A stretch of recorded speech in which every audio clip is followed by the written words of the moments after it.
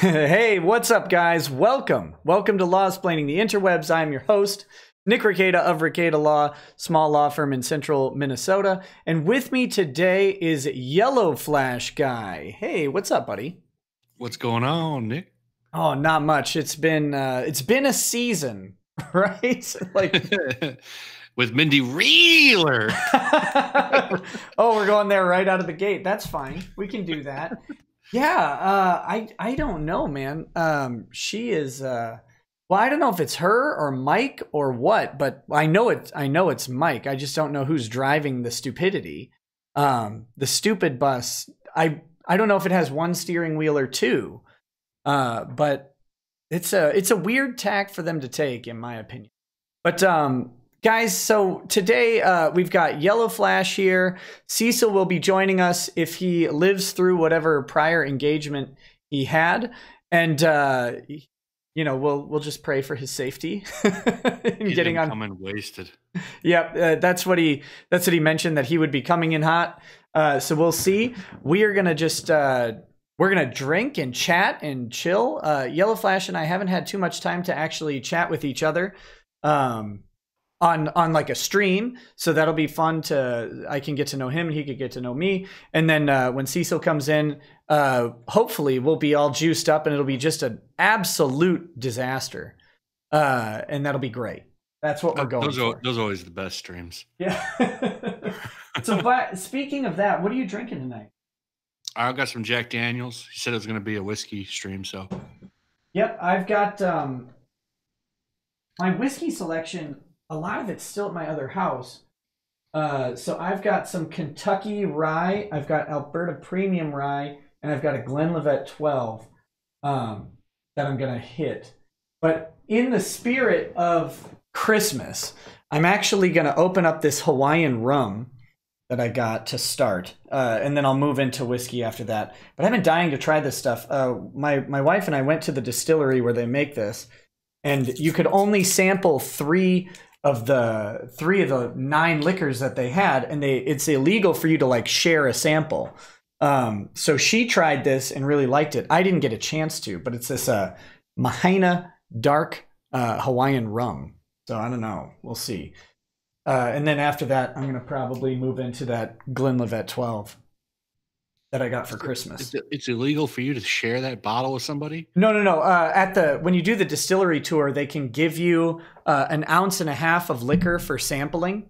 So the way they do it is 3 3/4 shot or 3/4 ounce shots or whatever.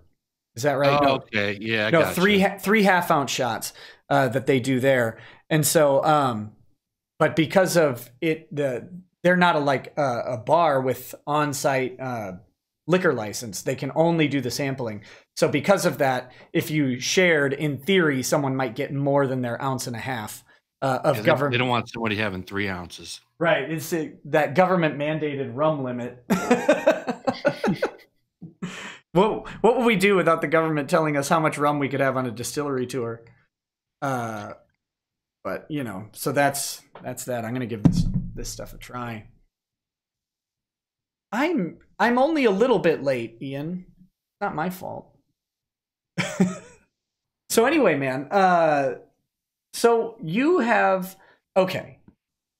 So if you are from my channel and are not familiar with YellowFlash, YellowFlash, of course, has a YouTube channel as well. 2 of them. They're both linked in the description.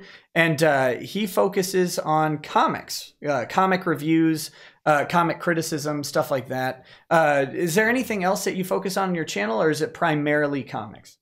I've been doing a little bit of social commentary too, because there's been so much like I found like some like sexist Kleenex where people were mad about because they had man-sized Kleenex over in England or something. Oh, no. We can't have man-sized Kleenex. I just do whatever I'm interested in, to be honest. And there's been a lot of interesting stuff going on in comics again lately, so I've been doing a lot of comic stuff. Yeah, I want to talk about that because my parents recently moved. I've lived about 2 hours away from them for the past decade. And then they recently moved very far away. So we went to go visit them for Thanksgiving and stuff like that. I guess they wanted to get away from me. I don't know. No, I'm just kidding. I had to take the whole crew to visit them for Thanksgiving, and then got back here. And then Christmas time has just been, of course, a madhouse with all the kids and family stuff. So I have not been really following comics that much. The only like comic thing I've been talking about lately was I had a Mindy Wheeler's ex-business partner on, Daryl. Or as according to Mike Wheeler, or not Mike Wheeler, but a bunch of people who are definitely not Mike Wheeler, a bunch of anonymous accounts with no followers or anything who are definitely not Mike. It might not be the business partner that Mindy was referring to on my stream when she said they caught him skimming comics. So Mindy says this a while back. Someone tells him, "Hey man, Mindy said you were skimming comics." So he reached out to me and said he wanted to kind of clear that up. And I said, well, you know, I don't know what happened. I wasn't there. But if you want to come on and say that they're lying or whatever, that's up to you, and people can make their own minds up. And that was literally what happened. But that's the last comic thing that I've done. Outside of that, like, I've noticed some weird stuff happening, but I don't know what it is. So can you kind of catch me up on the goings on? What's been keeping you interested lately? Lately, it's been a lot of the news with the movies. The comic stuff is kind of, I don't know. What I'm really interested in is that Shonen Jump app that come out. So, like, I don't know if you know what I'm talking about. Mm-hmm. So for $2, you pretty much get access to like 100,000 comics, you know, and like you get them day and day. Like as they come out in Japan, they come over in America. And like, so the difference between manga and comics, like, so manga translate to comics or whatever, but right, it's the distinguishing factor between Japan and America. But like literally, like manga brings in younger younger readers. The American comics, like it's all like, you know, people in their 30s, late 20s and older. They're not bringing in kids. So it's like you have all these people running around doing circle jerks all day. And it's like, you know, if White nigger said, "Io y'all whack ass crackers and sheet." Like, hold on. Sorry. 1 second. Oh my gosh. Someone in my Discord decided to do a voice to text, and it's got really not a good name to have pop up on the stream. So 1 second. Sorry about that. Yeah, you're back. I had to mute you because I had to mute the audio going into or coming out because I think that broadcast on the stream. Oh, good Lord. Are you saying like N-word or something? That I don't know. I didn't hear it. It wasn't very clear. No, I'm just kidding. I know exactly what it was. It was not one that I'll probably, to put it this way, I'll probably have to go back and bleep that out, which will be really annoying. Oh, good Lord. Thank you. I don't think he was thinking about the fact that it would broadcast his name, because what he said was rather innocuous. But what his name is a reference to a very popular YouTuber who just got popularly tossed off of Patreon. Fucking Sargon. Yeah, so his name is a reference to a certain phrase that Sargon was using that was that got him tossed off. Oh, yeah. Say no more. Yep. So we'll see what Patreon has to say. But the good news is I'm going to be leaving Patreon as soon, like hopefully within 30 days.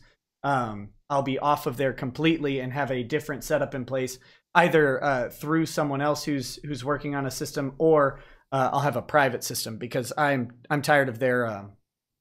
Well, I saw Dick Masterson got a private like through his bank. I'm thinking about checking that out. Yeah, it's that's an option I was looking at as well, because anybody can start up an LLC and go talk to their local bank who has merchant services.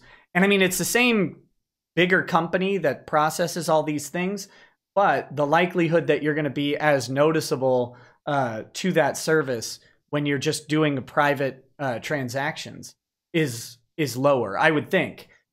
So yeah, I don't know how open Dick is going to be to having other people on or anything like that. So I'm hoping, you know, either to get in on his system or to have a friend of mine does a lot of runs a coding software development company, and so I've been talks with him as well as a backup plan to see if he can just help me establish my own thing, because I'm pretty sure the implementation of all that is really easy once you get that merchant services through, and I already have a business, so I could actually do that pretty quickly. So we'll see. Yeah. I'll have to make this a business, I think. Yeah. Well, you're listed as YellowFlash Inc. on YouTube, so. That's only because there's like 1,000 other YellowFlashes. Name it. You got to name it something completely unidentifiable. Like you got to name it like Puppies and Kittens Incorporated or something, you know, so that there's no way that they, or like young Jewish children. Because could you imagine like MasterCard refusing to process, MasterCard refuses to process payments for young Jewish children? I think that'd be a good headline. They throw off young kids. Yep. Now they're like St. Jude's. Okay. So anyway, sorry. Back to this app you were talking about. It's a Shonen Jump is the app, right? Where did I get cut off? Gosh, I don't remember specifically, but it's the app's like a $2 app. You're talking about the difference between manga and comics, I think, is where that happened. Oh yeah. So the different, like the manga and the comics, right? Manga brings in kids. Like kids are interested in manga. Like they're coming in younger, whereas with like American comics, they're not coming in at all. It's all like, you know, people our age and stuff are the ones that are sticking with it. And when you can just get that app for $2, like you don't even have to buy that. You don't have to spend the $2. You could just read the shit for free on there, like a certain amount a day. Right. Still day and date as it comes out in Japan. Whereas like here, you know, they want to charge you $4 for a bunch of propaganda. So these people passing these inside jokes around where they're slamming Comicsgate for $4. I don't think that's very viable. I'm pretty sure, like, I think within the next couple of years, there'll be a collapse of one of the big two for sure. I think Marvel will be the first to get knocked out because Disney has nothing else like Marvel. That's the only thing they have, like, as a publishing branch. So I would say, like, I think within this year they will announce that they're going to close that down. I don't think they'll close it down this year, but I think that they'll do the announcement and then they'll probably just buy IDW or something, and then IDW will pay them to lose money. Yeah. So what do you think? One thing I've kind of thought about with the whole Marvel, Disney likes, I don't think they care at all about the Marvel comic books. No, this is like Disney publishing doesn't care about that, but I think they do value the IP. So what do you think the odds are that they poach off the MCU IP and then just sell Marvel back to, you know, themselves or whoever and just cut them off as like a publishing arm and say, you know what, you guys can do whatever you want with like all of these original IPs, but you can't mess with the MCU and you'll have no creative control over what we do with the movies going forward because we can monetize. Kind of like that. Yeah. I think they're separate entities. Like there's Marvel Cinematic or whatever it is, and then there's Marvel Comics. Like it's like Marvel Entertainment and something else. So they already kind of have that going on. I think that they'll close. Like, so the big running conspiracy is that what they're going to do is transition it. So like Marvel publishing will kind of just be editorial oversight. And what they'll do is manage the brand. So like when they license out the comics to whoever, they'll kind of oversee the quality, which their bar is so low anyway. I'd imagine they'll just drink all day or something. Yeah, the comic quality coming out of Marvel is not high. Not high right now. But I'm hoping you can help me with that because you know, in our chat prior to the show starting, we had talked a little bit about some art being terrible, and I haven't been reading enough comics to know, but I do see people like say this art is good, this art is bad, and for me, I'm so untalented artistically that I can't recognize good and bad art. So I'm hoping you can help guide me, and maybe we can look at some examples of really god awful art and make fun of it, and you can tell me what to look for. Well, I think art's subjective, but I mean, like, look at like Ethan's art, right? Like that looks really good. Like that should be what you see in a big league comic, not like this. Let me find that Wolverine picture I was showing where it looks like he's got the extra. Was that where he's got the extra hand, the extra finger? Yeah, then Gator Gamer added that in. Well, so wait a minute though. I've heard some very credible. God, I can't even say it with a straight face. Some very credible Twitter personalities talking about how messy and jumbled Cyberfrog looks. What's funny is like it looks highly detailed and it has different and dynamic layouts. Like it's not just a 6-box setup on a comic page, and it's almost like they're intimidated by that or something. But no, it needed to be colored, right? You know what they were showing, and even prior to coloring, it didn't. It wasn't confusing to me. I don't know. Are they maybe they are deficient or something? I don't know. But again, I'm bad at all of this, so I don't know. I'm not a good judge of art, I guess. But I've heard that Squirrel Girl is top shelf art. Like an autistic retard. Squirrel Girl. Maybe that's the audience they want to get because they know they can get some of that government money for disability down the road. Yeah, that's what they're going for. They're going with not enough people are buying our comic, and that's a violation of the Americans with Disabilities Act. We need equal sales representation, and we need the government to step in and fix this. So you'll have a handicap ramp up to the comic book counter, and yeah, so that people can roll up and buy their comic, I guess. I don't know how that would work. But I imagine that it would be lined with Squirrel Girl comics going all the way up the incline. But yeah, so okay, so look for now taking what you said, looking for work like Ethan's and looking for stuff like that in major, like, well, I don't know, AAA comics or whatever, big brand comics. I get that, but like some of the art I see that I think even is like just unbiased or whatever, because I literally know nothing about the artist or anything in these contexts. I look at it and I go, oh, that's pretty good. And then I see someone there like, well, the leg's a little too small. This is wrong. This is wrong. This doesn't look good. So maybe we can find some art that you can. Do you have anything? I pulled one up right now. I used to have a bunch downloaded, but I forgot because I upgraded my hard drive and I didn't want to back it up. So when I put it on here, like I lost all my shit. Oh, okay. But I can pull stuff up pretty quick. Like, so I got can I share screen? How do I do that? Yeah, it should be on the left side of your Hangouts page. There's a green screen share when you mouse over. Oh, there it is. Yeah, just go ahead and click that. I'll make you. We're focused on your screen now. Okay, so this is Squirrel Girl. Yeah, so this is bad. I think this is I think everyone could agree that this is shit. Well, I don't know. The hip to shoulder ratio looks like the golden 2/3 that's popular amongst the American middle class. She does have somewhat of an hourglass figure going into this. So at least she's not fat. Is I guess if I'm. She looks fat sometimes. Let me see. So she used to kind of look like this. Okay. That's like cutesy. That tail would get in the way. Yeah, that would be a problem. Okay, so yeah, what happened? Why did she transition from having a cute face into having like a pig face? I don't understand that. Weird direction they want to go. I didn't have to look. I've only read one issue of this book, and I could barely get through it. It's really bad, and that seems to be the consensus because I can think of. So Richard's reviewed it a couple of times, and this other guy, Anglantine, has reviewed it a couple of times.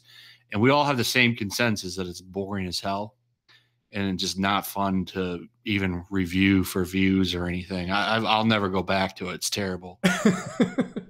So you're saying the writing is also bad. Look at that one. Yeah, it's bad. Okay, so this is another bad one. This is how she used to look. Okay, because this does look better. Is that the guy next to her looks like Hagar from Final Fight? Who's that guy? Oh, that's Red Hulk. They've changed him a couple of times. He used to be what's his name? The guy, the army general. And General Ross. But now he's somebody else. I don't know what's going on. That's the problem. That's another problem with American comics. It's like I feel lost sometimes. Whereas like in manga, it's like, which one should I read? Oh, the one that says 1 on it. Like 1 through 32. Right. Whereas like American comics are like jumbled and a mess. I think maybe, and correct me if I'm wrong, but American comics might have a legacy problem. Where they do a huge legacy problem. Yeah, like they're afraid, and I think it's because Marvel and DC they see what's going on with their sales numbers on any of their non-legacy materials. It's hugely risky. Whereas manga doesn't seem to have that. I mean, sure, manga has legacy properties, like Dragon Ball Z is still running. Sailor Moon or whatever I think is probably still running, or not Dragon Ball Z. They rebooted Sailor Moon. I'm pretty sure it's like Sailor Moon Crystal or something now. But they don't seem to they seem to put out just a boatload of new properties constantly in the manga world. But I'm not an expert, and I don't really I don't read it. But when I talk to people who do, it seems like they've always got just tons of new manga that they're encountering. And like, you can go to Barnes and Noble, and Barnes and Noble have just racks and racks of manga because like you said, it's selling really well. Whereas I've got some video of that I took that I'm going to put together. They have all of the ones I've been to usually have like 2 or 3 aisles, like, or shelves or whatever of manga. And then you go to the graphic novels, and they're a fucking mess. They're a mess. Yeah. You don't even know what would you grab first? You're going to grab which Batman, you don't even know where to go.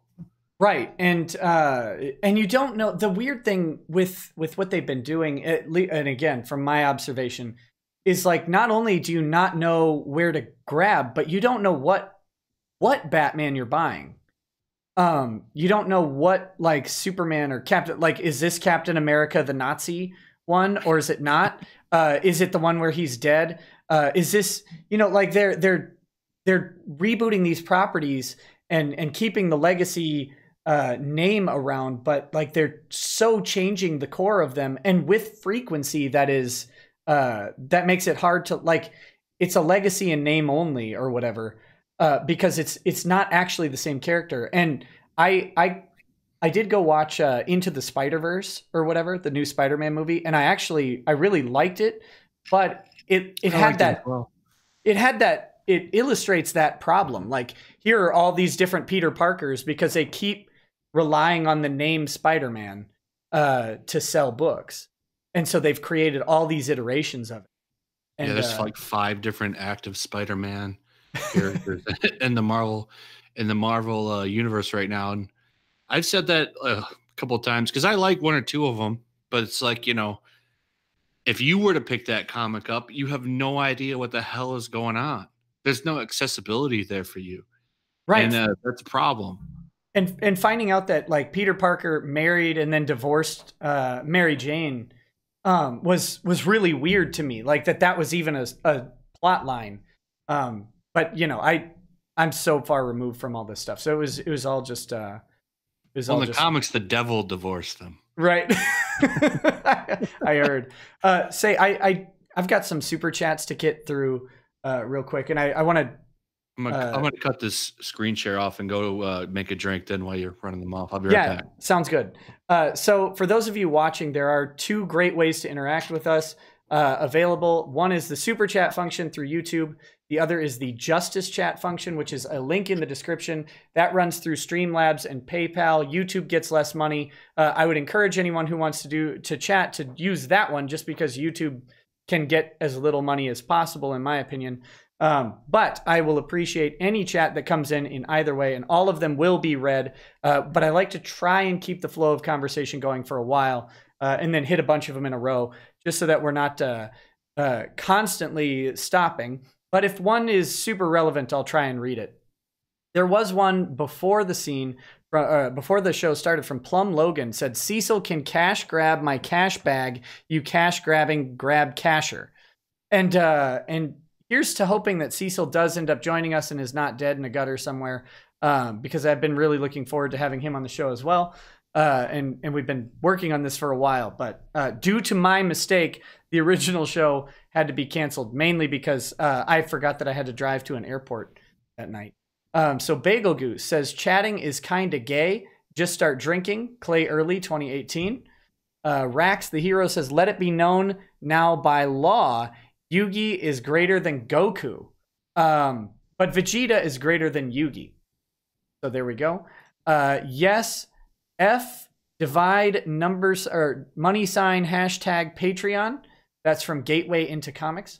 Or Orgasmic says, Doink did nothing wrong. I truly believe that Doink did nothing wrong. And then buying and selling feet pics, hit me up, boys. Said sorry. Apology accepted. Apology accepted. No worries. Oh, hey Cecil, what's up? No worries about being late, buddy. Just pop in when you're all set. Cormoran says, never go full squirrel girl. I recommend following that advice because it appears to be an absolute disaster. Happy Hobbit says, loving the stream and some Macallan 12. Yummy. That sounds delicious. This, by the way, this Mahaina rum tastes like Christmas, and that's why I'm drinking it. It's got like flavors of nutmeg and like ginger in it. It's really good. It's really different. It's a very, very flavorful rum. I don't know how they get that flavor, but it's there. Major Spike 9000 said, Squirrel Girl looks like Big Chungus. Tillip says, examine Steven What's a Model Sheet Universe. Have you watched Steven Universe? I have not, no. I haven't either. The extent of my Steven Universe knowledge is that Easy Peasy, who runs Encyclopedia Dramatica, did a video called Steven Universe is a trash show for a garbage audience full of terrible people or something like that. And that I didn't even watch that thing because I just have no knowledge of it. But he apparently hates it. And I've seen pictures of it and it looks bad. I don't know. Mithrin Emra says, oh my God, Flash obviously doesn't appreciate the deeper complexity that is the metaphor that is Squirrel Girl. I can't even, obviously he is sexist.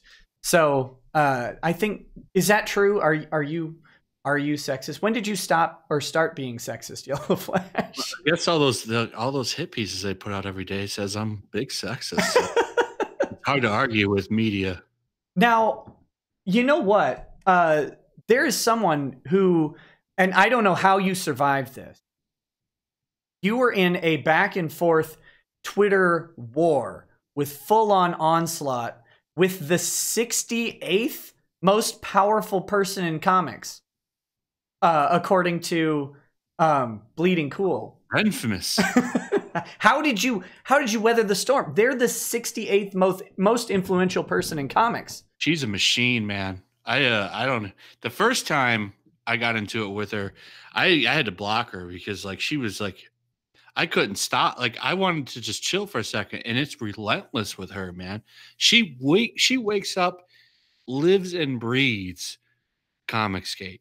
Then I unblocked her and went out with her again over that old Eric Escala stuff, and then she actually muted me. She muted me. No. Hello.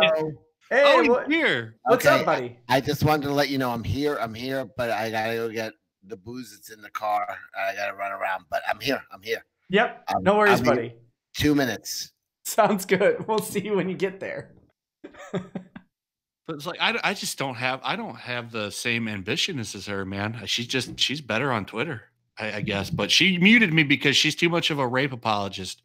Well, you know, there's that. And also, I do remember that you completely failed because there was one segment of approximately 8 hours where you didn't respond.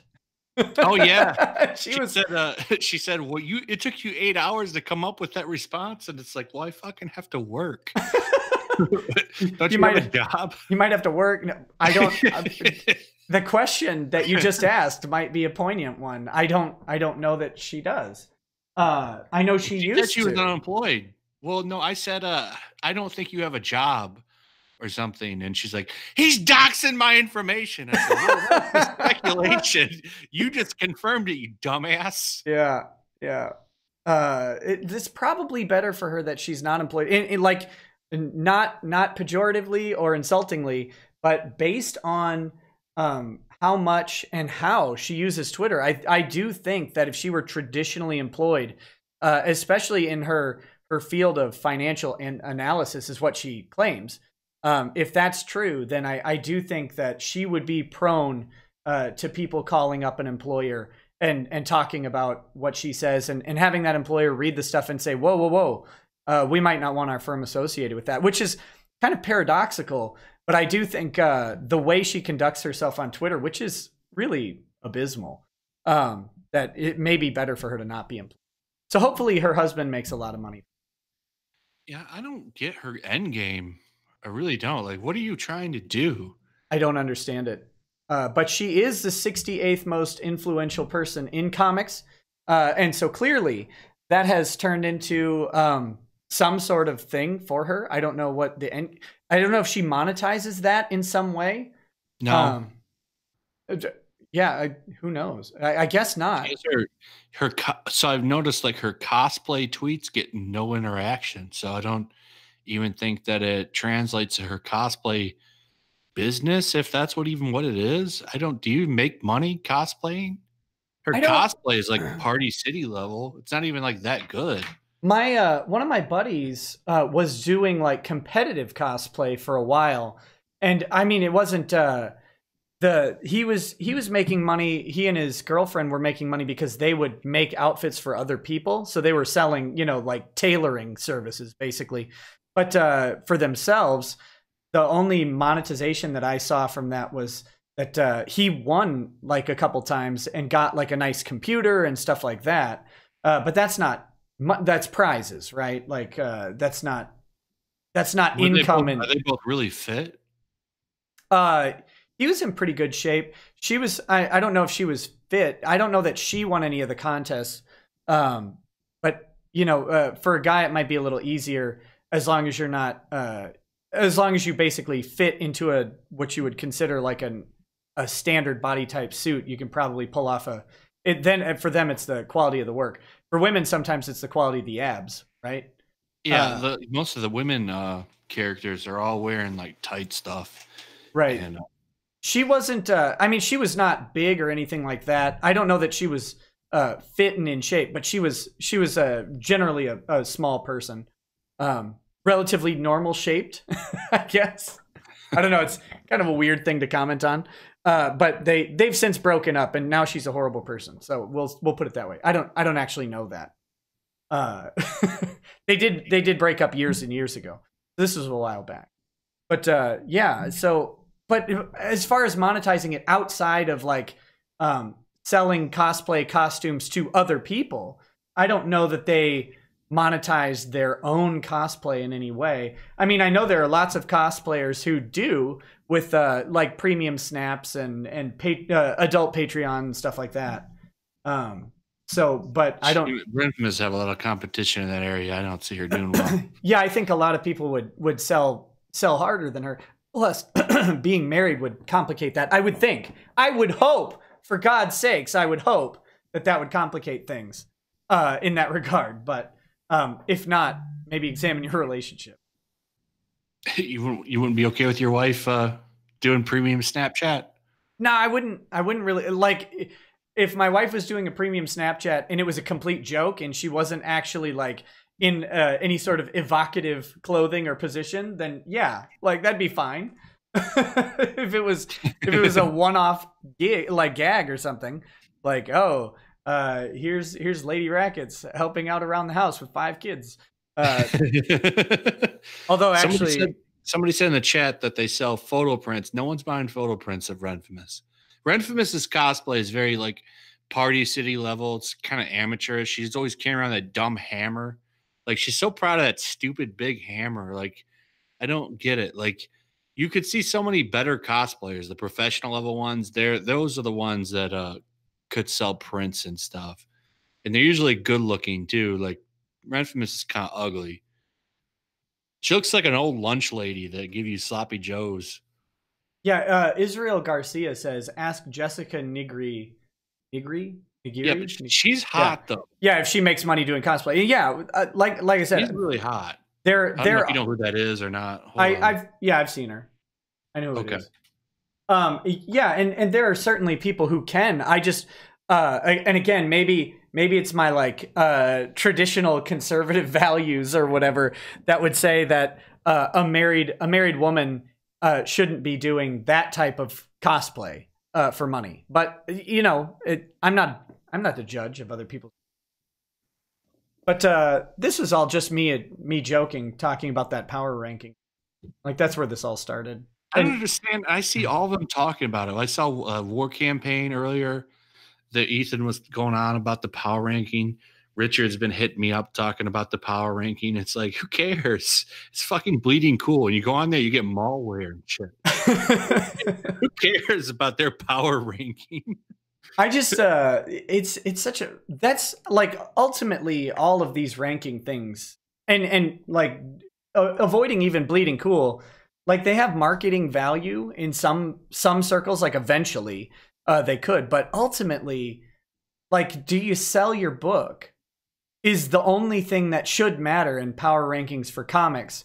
And like, if you making $500,000, so really he should be number one, really, and then Richard right behind him with 400,000 or whatever he made. I mean, that's what you'd think. Like the reality rankings, maybe someone should do a reality rankings and put up, you know, the pay based on work or whatever up there. That would be like, that's the feed your family ranking. That's what I care about. But that's me. I don't know.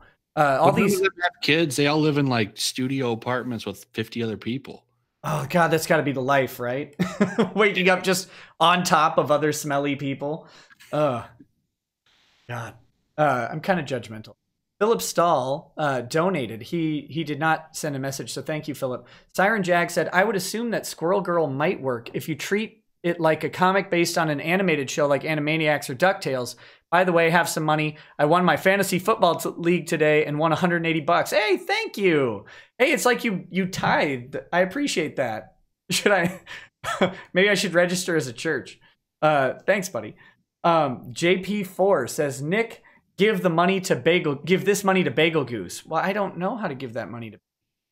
I'll see what I can do. Walesy1 says, Cecil has to drink before the show. Glad to hear you and YellowFlash. Yeah, Cecil had to drink before because coming on the show is you know, you got to be in the right mood, I think. Cecil's coming. He's got to get 4 gallons of whiskey out of his trunk. We'll see. He did sound a little slurry on that first intro speaking, so we'll see how he's doing when he gets there. He's drinking that whiskey, man. I haven't drinking whiskey in a while. It's going down smooth. What kind of whiskey do you have? I just bought some Jack Daniels. Oh yeah, that's what I'm a middle shelf guy. Nothing wrong with the middle shelf so long as you like it. That's the key. You know, the whiskey snobbery I don't really understand. The whiskeys I don't like are not because they're cheap or whatever. It's because I just don't like them. So, there's a conspiracy afoot in Discord. Oh, what is happening here? Careful, but Discord's kicking people off. They're getting kind of woke too. I don't know what. I don't know what's going on. I don't have time to read all that. Anyway, let's see.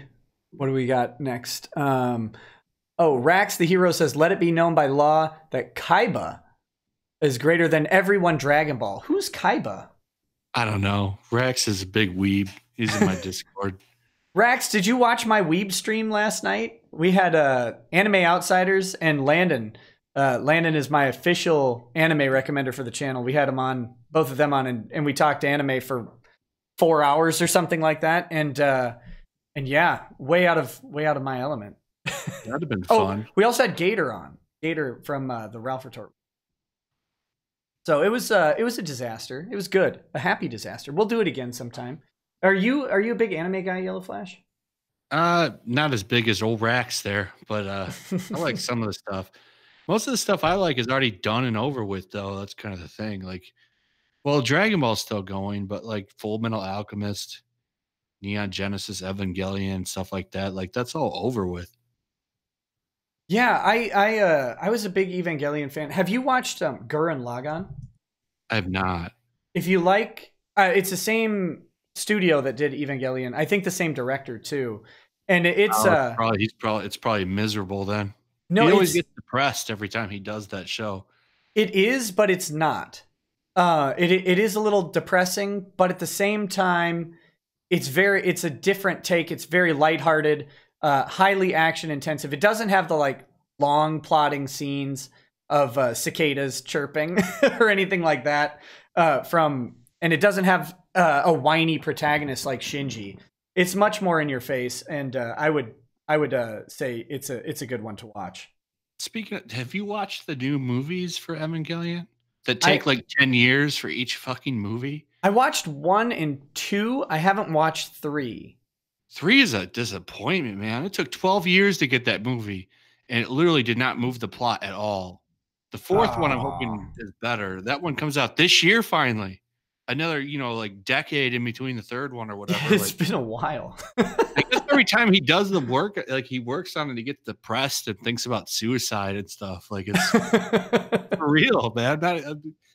Because he said he made it up when his wife died or something. Or I'm not 100% sure, but that's like, yeah, it's a every shame. time you work on it, you want to kill yourself, man. Maybe you should just like consult. Yeah, yeah. Just have someone else write it. Get a super fan to write it. Well, that's what Akira Toriyama does with Dragon Ball. He just has other people do it. He consults. Yeah, and look how well he's doing, man. He's got that show and manga, got that movie coming out. I'm sure he's making some kickbacks on it, but oh yeah, I'm sure he's doing great. And Super was actually, I didn't watch all of it, but watching like clips and recaps and stuff on YouTube, because I just haven't had time to sit down and watch another 150 episodes of a show. But watching the recaps and stuff, and like it was compelling. The story was very interesting to me. It wasn't like a complete I mean, I was a little mad that Goku ends up saving the day, as always. I really did want them to let Goku fail and let Vegeta take over, just for one story arc. Like that would make my Dragon Ball experience complete, or have Piccolo be relevant again, because I like Piccolo. Relevant in the tournament. I don't know how far you went with it. In the Tournament of Power, Piccolo does? Yeah. Him and Gohan have really good tag team matches. Sure. I didn't see much with Piccolo in it, but he kind of gets knocked out a little early, right? In the manga, but in the actual anime, they him and Gohan have a really cool fight with the Namek, alternate Namek people. Oh, sure. They actually, I don't want to ruin it for you, so I would say sit down and watch it. Yeah, I want to. Goku Black stuff. I watched a little bit of it. I had started watching Super, and I mean the second episode of Super. Just skip, because the first handful are just the 2 movies retold. Just skip those. Yeah, but the second episode had some of my favorite, like, because Vegeta taking Bulma and Trunks shopping made me laugh really, really hard, actually. Oh yeah, just you can watch those and then skip it when Beerus shows up. Yeah, because that's some all of my same. favorite movie. Like some of my favorite moments of that show are when the characters just hang out and do stuff. Yeah. Well, like when Goku and Piccolo back in Dragon Ball Z, when they had the race to get the driver's license, that was pretty fun. Hello. Yeah, I love that stuff. Oh, here he is. Hey, welcome back, buddy. You can hear me. I don't know. Hold on. Yeah, we gotcha. Hello? Hi. Hi, I'm back. All right, sorry about all the mess up here. I was Your glasses clanging. Yeah, I had to go in the car. I just came home. I had a big drinking like stream last night where I shoved a bottle of bourbon. No, not bourbon. Bullet Rye. Oh yeah, good stuff. I love that. But and I had a couple of bottles of Allagash White, which was nice. Which stream is it where you got Kelsey Shan drunk and he goes, I love comics. I love comics. Yeah, that's still up. The stream from last night I took down because I was really vulgar, and I have a feeling it would massive request for you to release that. I know, but it's the request for me to release it would also be the request for my channel to be taken down. Oh, so get a strike first. Yeah, I gave the rough draft of the comic I was writing, and it mostly involved my character getting anally raped over and over. So I got Renfamous? What's that? By Renfamous? No. Oh, you know what? There's a weird little twist in that, but no, not directly. Not directly. She's not raping you by proxy. Yeah, sort of. Yeah. But I don't want to get into it. But anyway, I'm scrapping all of everything I said yesterday. I said that's why I gave the plot. I'm like, I wrote it. I thought it was very, very funny. Okay, there's a good suggestion here in the chat. Why don't you unlist it and give it to Patreon? Okay, I could do that. I will do that. Or if you're worried about posting that, apparently Patreon will allow you to consult their trust and safety team in advance, and they can give you advice on how to properly phrase your stuff. Nick, I can't wait to. What's the Dave Rubin and Peterson thing? That's what I want. Yeah, if I get kicked off of Patreon, that means I lose a whopping $77 a month. So I'm okay with. No, but why hasn't anyone if there isn't in the next month or so a mass campaign of Patreon creators, like new content creators creating a new account on Patreon and then just flooding trust and safety with like a bunch of horrifically racist stuff for them to pre-approve and pre-deny, like that seems like the troll move of the century. That's not a bad move. You're right. I wasn't being racist or anything, but I was making light, I guess, of male rape. Oh, how dare you! How dare you!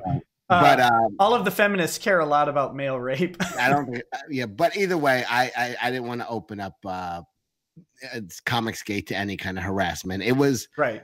I honestly blacked out. It was just shy of 6 hours, and I could honestly say I could remember the first 3. I've blacked out on stream before. You were in there that one time. Yeah, I still don't know. Somebody said today, Elliot Fernandez, the artist Elliot Fernandez, said, thanks for having me on your stream last night. And I still don't know if he was being sarcastic. I don't know if he was on or not. And I started to listen to it, and I was literally like slurring so badly that the cringe fact, I couldn't listen. So I just pulled it at that point. I was like, I can't even listen to myself. I listened to maybe about 3 or 4 minutes. I told the story. Then everybody laughed. Then I literally repeated the exact story that I told right afterwards. And then Mike Miller goes, where have I heard this before? And I go, I don't know. And then I started for a third time to tell the same story. And I clicked it off and I just pulled it down. I was like, yeah, that was not good. So I know. And then a few people, DM me like, yo, you should probably take that down. Hey, Cecil, you said you had a couple bottles of Allagash White. Yes. Is that if I'm not mistaken, that's like a craft beer that's aged in bourbon barrels, right? Yes. I've had that. It's the only beer I've ever tolerated and thought was good. That is pretty good stuff. I've got a brand new bottle. You know what? Maybe I'll throw on a mask so I can turn on my camera. I got a brand new bottle of FEW, and that's I think it's Illinois bourbon. It's a northern bourbon. Okay. and I don't know much about it. There's a lot of writing on the back. I think I read some. I was probably on here, but even with my glasses on, I can't even read this shit. I think it's from the. Remember they had the World's Fair in Chicago in like the late 1800s. Yeah. They had the first Ferris wheel, I think, was there. I think this was a bourbon that was shown there, and they kept the recipe. Anyway, it's a northern bourbon. You're in Minnesota, right? Yeah. So this is Illinois. I'm very excited to try it. It's a very small batch. It's got handwriting on the bottle. I have another bottle of. You know what? I'm going to throw a mask on. Let me show this. Yeah, I'll be right back. Sounds good. Yeah, I'm gonna read a couple chats real quick. Berserker Bauer says, "I was told Cecil would be here, bamboozled again. Aha! You've not been bamboozled. He is here now. That was, of course, 20 minutes ago. I put on a Hillary mask for this Illinois because she is an Illinois homegirl, if I'm not mistaken. I have no idea. I believe she's from Illinois. She's more famously known for being from Arkansas, but that was her wonderful husband. Really, she is from Illinois, right. I believe. Right. If I'm mistaken, I apologize. Anybody in the chat, please. I know there's probably a lot of Hillary files in the chat. Please correct me if I'm wrong. So we'll wear the Hillary mask for the tasting of the Illinois bourbon. Yeah, which is technically not a bourbon because it's not from Bourbon County, Kentucky, which is. But all right, I'm going to turn the camera on. Hold on. Sounds good, buddy. Oh wait, I have a piece of tape over. There we go. All right, I may have to put. Hold on a second. Oh, that's horrifying. I might. No, it's Hillary. No, it's not. It's beautiful and strong. While he's gone, Cormoran says, I hear, or wait, no. Gateway into Comics says, Flash, Ren wants to write comics at Marvel. Cormoran says, I hear Renfamous worked at Zahale City Vape until very recently. Bacos says, check your Discord. There's a conspiracy afoot, I say. That could be. Lady Justice says, love your streams. When I catch them live, time zones are a biatch. Happy New Year's from Denmark. Happy New Year's to you, Lady Justice. Please stay blind. We all need that. We're all counting on you. Cecil, you're back. Hillary, you're back. All right. So this is the Hudson.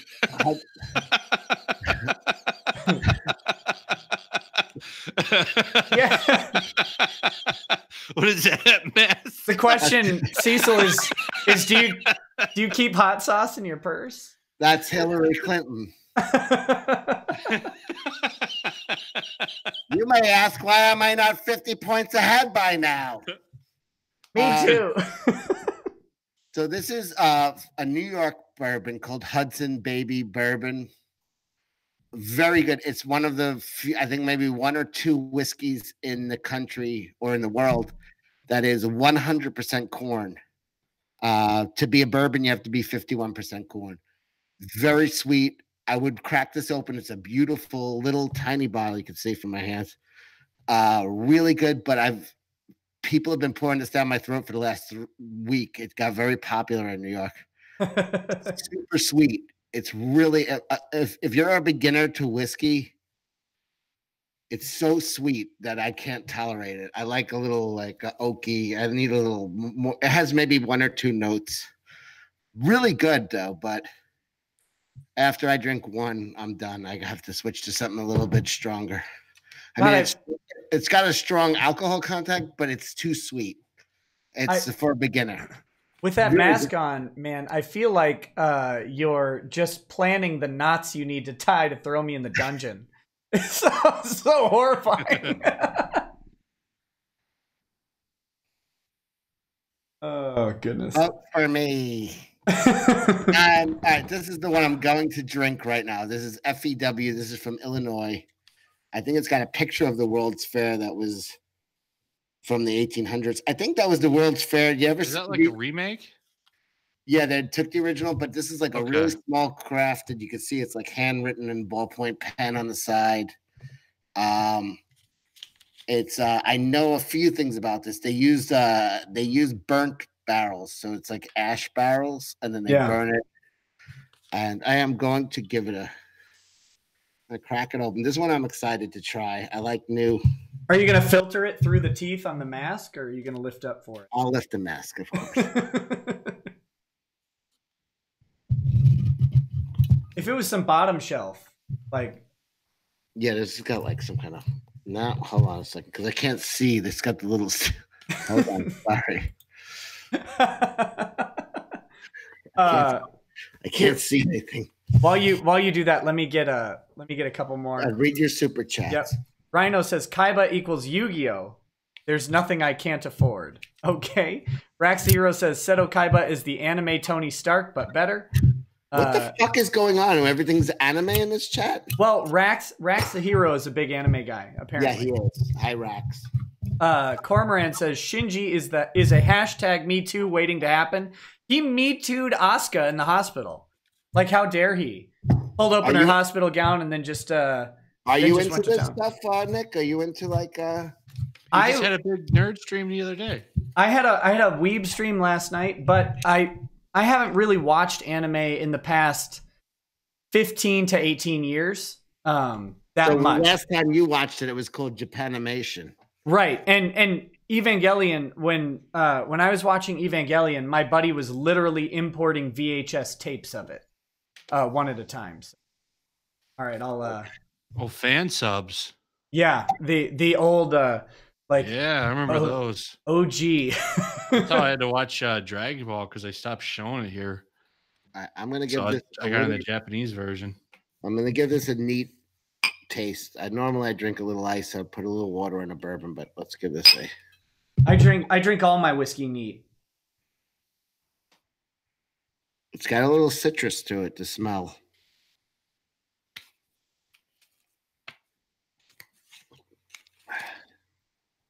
This is fucking good bourbon. It's definitely smoky. It's hot. It's got an alcohol burn to your throat, which I love. Smoky. There's a sweetness to it. It's probably over 50% corn. I would probably say about 60, 65 high corn, but there's also rye. And it's smoky. This has about 3 or 4 notes in it. This is good. How's the breathe back at the end when you breathe out after the sip? That's what I'm saying. Yeah, it has that high alcohol. Like there's a burn to breathe out, but then there's a sweetness right that follows it, and then the smoke follows it. And yeah, it's got a few notes or two, and there's also citrus in there, and like a floral. It's got a few notes. It's good. Sounds delicious, man. I'll have to see if I can find it. Good. It might be cheaper by you because it's got less traveling distance. So this was about I think it was about $50, about 75 milliliter. But it's good. I could tell. I'm going to throw a little ice in there. I like to open it up. I know you like to drink it neat, but I drink it like pop. No, I know a lot of people like to add a little ice or a little squirt of water in there. No, it opens it up. I need to have ice and a mix. That's what I like. Personally. This one honestly doesn't even need ice because it's open from the beginning. Like it usually a drop of especially on Scotch, I like a drop of water. But this one I could drink neat all night, but I'm just used to drinking with ice. Yeah. I'm going to turn off my camera so I can drink this with my mouth open. Sounds good. Good drink. I will. I'm going to try to like control myself because, like I said, last night I got blind drunk and then I woke up this morning and I realized I had to go to a charity thing at a bar tonight. One time, Cecil, I was drinking and I woke up in the living room with the couch turned over. Have you ever had that? I mean, there've been stories. I I once was at a house on the Jersey Shore, nice house. I was young. I was maybe 22, 23. And the host and his girlfriend were in one room, and they said I literally walked in the room in my underwear, opened the closet, peed into their closet, and walked out while they were screaming at me the whole time. And I never acknowledged them and just peed in their closet and went back to bed. And I was never invited back to that beach house, but yeah, no shit. Yeah, you can flip a couch, no problem. When you're in blackout, anything goes. It's funny. People think I drink a lot, but I think that's the camera playing tricks, because I actually usually don't. This stream, I'm drinking at an accelerated pace. What do you got back there? I see two little bottles back here over your. Okay, so Cecil, you probably, I don't know if you've seen this. This is my whiskey cabinet.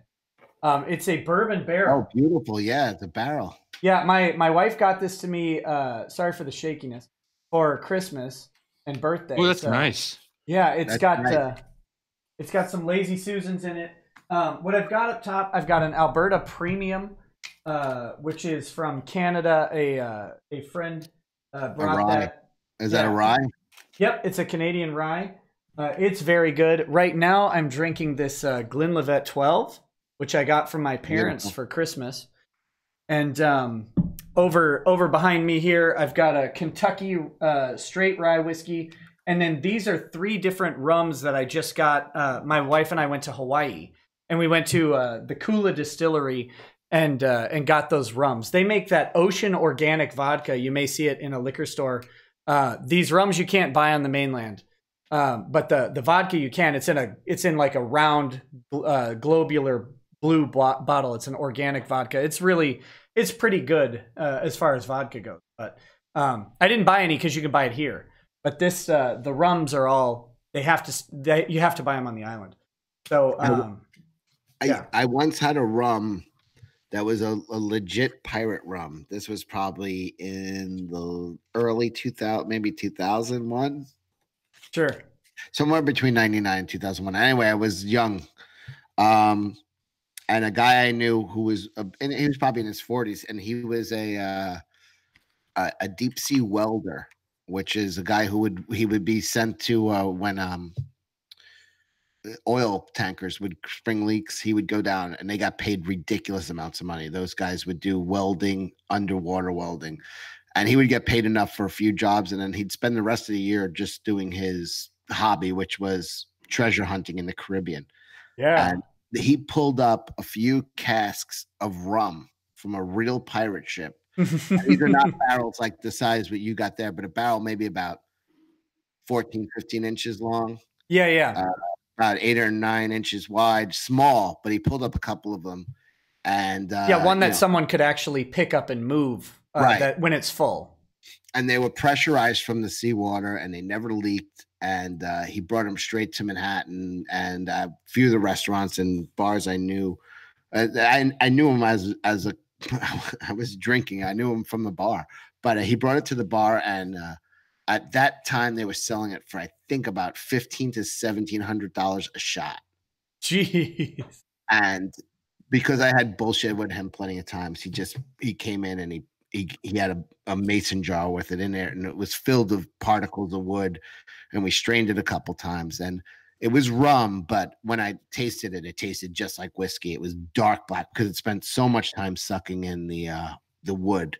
Right. It was like a dark black, and it was really good. It was rum that tasted like whiskey. And it was just cool just to have a legit pirate whiskey. It was probably about 300 years old. It was wild. Yeah, that's probably the only way you were able to drink it without just burning the right. inside of your throat out, because it probably lost like 70, 80 proof. I don't know what it was.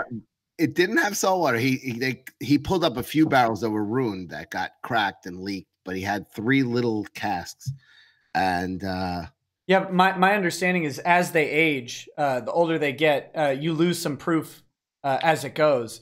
So when you've got like a 15-year whiskey versus a 25-year whiskey, you're dealing with a loss of like, maybe 4 or 5% alcohol. So I'm wondering, after 300 years.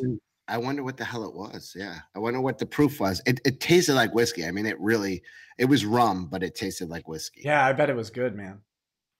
It was just cool to have. I mean, he was, we had to strain it. We had a lot of particles in it. We had to strain it through paper, through, different things to get the booze out of it. But good stuff. So I actually had pirate rum. It's kind of a lot of work. Yeah, worth it though. Worth it. This guy went treasure hunting. He would pull up little like chunks of metal and like hooks from parts of pirate ships, mostly like from the masts and stuff. A coin here or there, but the barrels were like his big thing that he ever pulled up. Yeah, you got to be able to sell those for a fortune too. That's what it was. He was able to sell them. I mean, a barrel, I think he was selling for like I don't know, 50 grand to different restaurants in the city in Manhattan. They would just, because it was such a, they were selling, like I said, $1,700 to $2,000 for a small shot glass. Yeah. Wow. Yeah, absolutely. And anybody, in a place like Manhattan, you can sell that. You can sell it, and you can sell it easily. Manhattan, Vegas, San Francisco. Well, maybe not San Francisco. He was somebody people knew. Like, he was a drinker. He was a guy who, he had high-end taste, but like his hobby was treasure hunting. He was just a character. So when he came in with barrels, like nobody questioned it. Like it was like, okay, we know this guy, and that's what he does for a hobby. Right. And and a few of the barrels that he brought in were shit. Like they had this Sauvignon, I don't taste them, and this got salt water. This is garbage. This is garbage, and then boom, these three are good. Oh, so man. If he was scamming, that's the way to do it. Always have a few bad ones in there. Sounds like comics. Yeah. Ouch. So yeah, why don't you guys? Could you guys catch me up? So, okay, I mentioned earlier, Cecil, that my last Comicsgate sort of exposure was very tangential to Comicsgate. It was I interviewed Daryl, who was the former business partner of the Wheelers, Mike and Mindy Wheeler. I interviewed him on my show because Mindy had said that her business partner was skimming comic books, or that they caught him skimming comic books. And Daryl says, "Hey, that was me. I was their business partner, and I didn't do that. She's lying about me." So he wanted to come on my show and kind of clear the air. And I said, I don't know anything about this, but you can come tell your story. Absolutely. If you were bad-mouthed on my show, then certainly I'm going to let you say your piece. I don't care who's right or who's wrong in this instance. But so that was the last exposure I had to Comicsgate. And before that, really, it was the big stream I did where we had EVS and John Malin basically on a team against Englentine and Unranked Chevron. And that was the big debate. And the next day was when EVS left Comicsgate and all that stuff. And then I feel like Comicsgate kind of changed at that time. So can you guys kind of catch me up from there? Like what's been going on in the movement? Because I've seen Comicsgate is dead. I've seen it alive. I've seen all sorts of conflicting information. I have no idea. I think it's a lot of people that here's what it's a big movement. So, you're never going to please everybody. Yeah, there are going to be a lot of conflicting personalities. Not everyone. I mean, have you gotten along with everyone you've ever met in your life? I have, but that's because I'm unreasonably charming. I'm kidding. Lots of people hate me. I mean, immediately, there's some people you just don't like, and then someone's like, "This guy's a good guy. Why don't you like him?" And you're like, "I don't know. I don't like him." Like, yeah. So, no. Right now, you have a lot of Comicsgate has thousands and tens of thousands of people who are not on air. They're just customers, and who they're all on agreement that there's a problem with the comic industry. But they have no desire of becoming, on-air personalities or anything, but they just want to be known, hey, my voice is here. So they gravitate to whoever sounds like them or who they agree with. But in that, you're going to have in the group of people that are speaking on air, you're going to have the people that are more outspoken, that are less shy, And at that point, you're going to have personality conflicts. I mean, in any business, I mean, I call it a business, but this is really a hobby. But in any business, you're going to have strong personalities. There will be personality conflicts. In on-air personalities on YouTube or Twitter, you're going to have personality conflicts. So people like act shocked when they meet somebody who's like in Comicsgate, but they don't like, and then they think, well, this person should be out of Comicsgate because I don't like.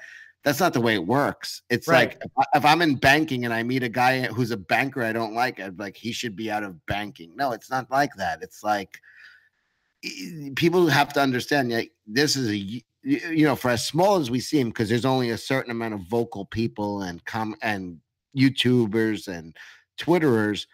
It's a big group of people, and yeah, people are not going to get along. And I can't understand how people don't figure that out, and they're like literally shocked when they meet somebody who's like also a Comicsgater that they don't like. So then their first reaction is like they should be out of Comicsgate. Now everybody should still be in Comicsgate, but let's just get things straight. People are not always going to get along. No, that's all there is to it. Now my personal thoughts on it are I know Ethan left and then kind of came back, and I think people put a lot of value or import, not even value, but a lot of import on the idea of like being in or out of Comicsgate. Like apparently Mindy Wheeler, of course, was leaving Comicsgate for 17 weeks or whatever. Day 3,600. Me and YellowFlash started making jokes one day. And I do feel bad. I don't have anything personally against her, but it was like 10 days of her being like, well, I don't like this, and I feel like it's a cult of Ethan, and it's like, you said that already. And then you know what? She did make a point. Maybe she did say it, 3 or 4 times, but it was retweeted. For me, it felt like she said it 20 times. So she may have a point, like, hey, I didn't say it as much as you're saying, but the retweets were to somebody who's tuning in felt like she was saying it for over and over. So in her defense, and I'm not one to quickly defend her, but well, it sounded like she was forever saying goodbye. And it was like, well, if, then go. And I made a little joke. And like I said, I actually got along with her and fine. But when I made those jokes, man, shit popped off. I think YellowFlash, you were making a couple jokes too. And like every day. Me and you joined in, and maybe we were mean spirited. I don't think I was being mean spirited. I'm pretty sensitive to like not really wanting to crush anybody, but she got pissed. And that was that. And I felt like she was making a big show of her leaving Comicsgate to let everybody know like she doesn't like Ethan and she doesn't like this or whatever. And it was like, all right, just go. Like, if I don't like, if I go to a bar or an ice cream parlor or anywhere and I don't like it, you know what I do? I just walk out. Right. I'll stand at the door and fucking do a 3-hour soliloquy about why the fuck I don't like this shit. Like, you just leave. Like, go. Anyway, like I said, I have no hatred or anything towards her, but it was jokes. I cracked a few jokes at her expense, and I did apologize to her, but I never apologized. I did, because I don't listen. I don't want to hurt anybody's feelings. That's all. I mean, like, it's all fucking comic books. Like, at the end of the day, I'm like, it's comic books, and if this person's hurt by anything I did, I don't want to do that. But she turned out to be kind of whatever.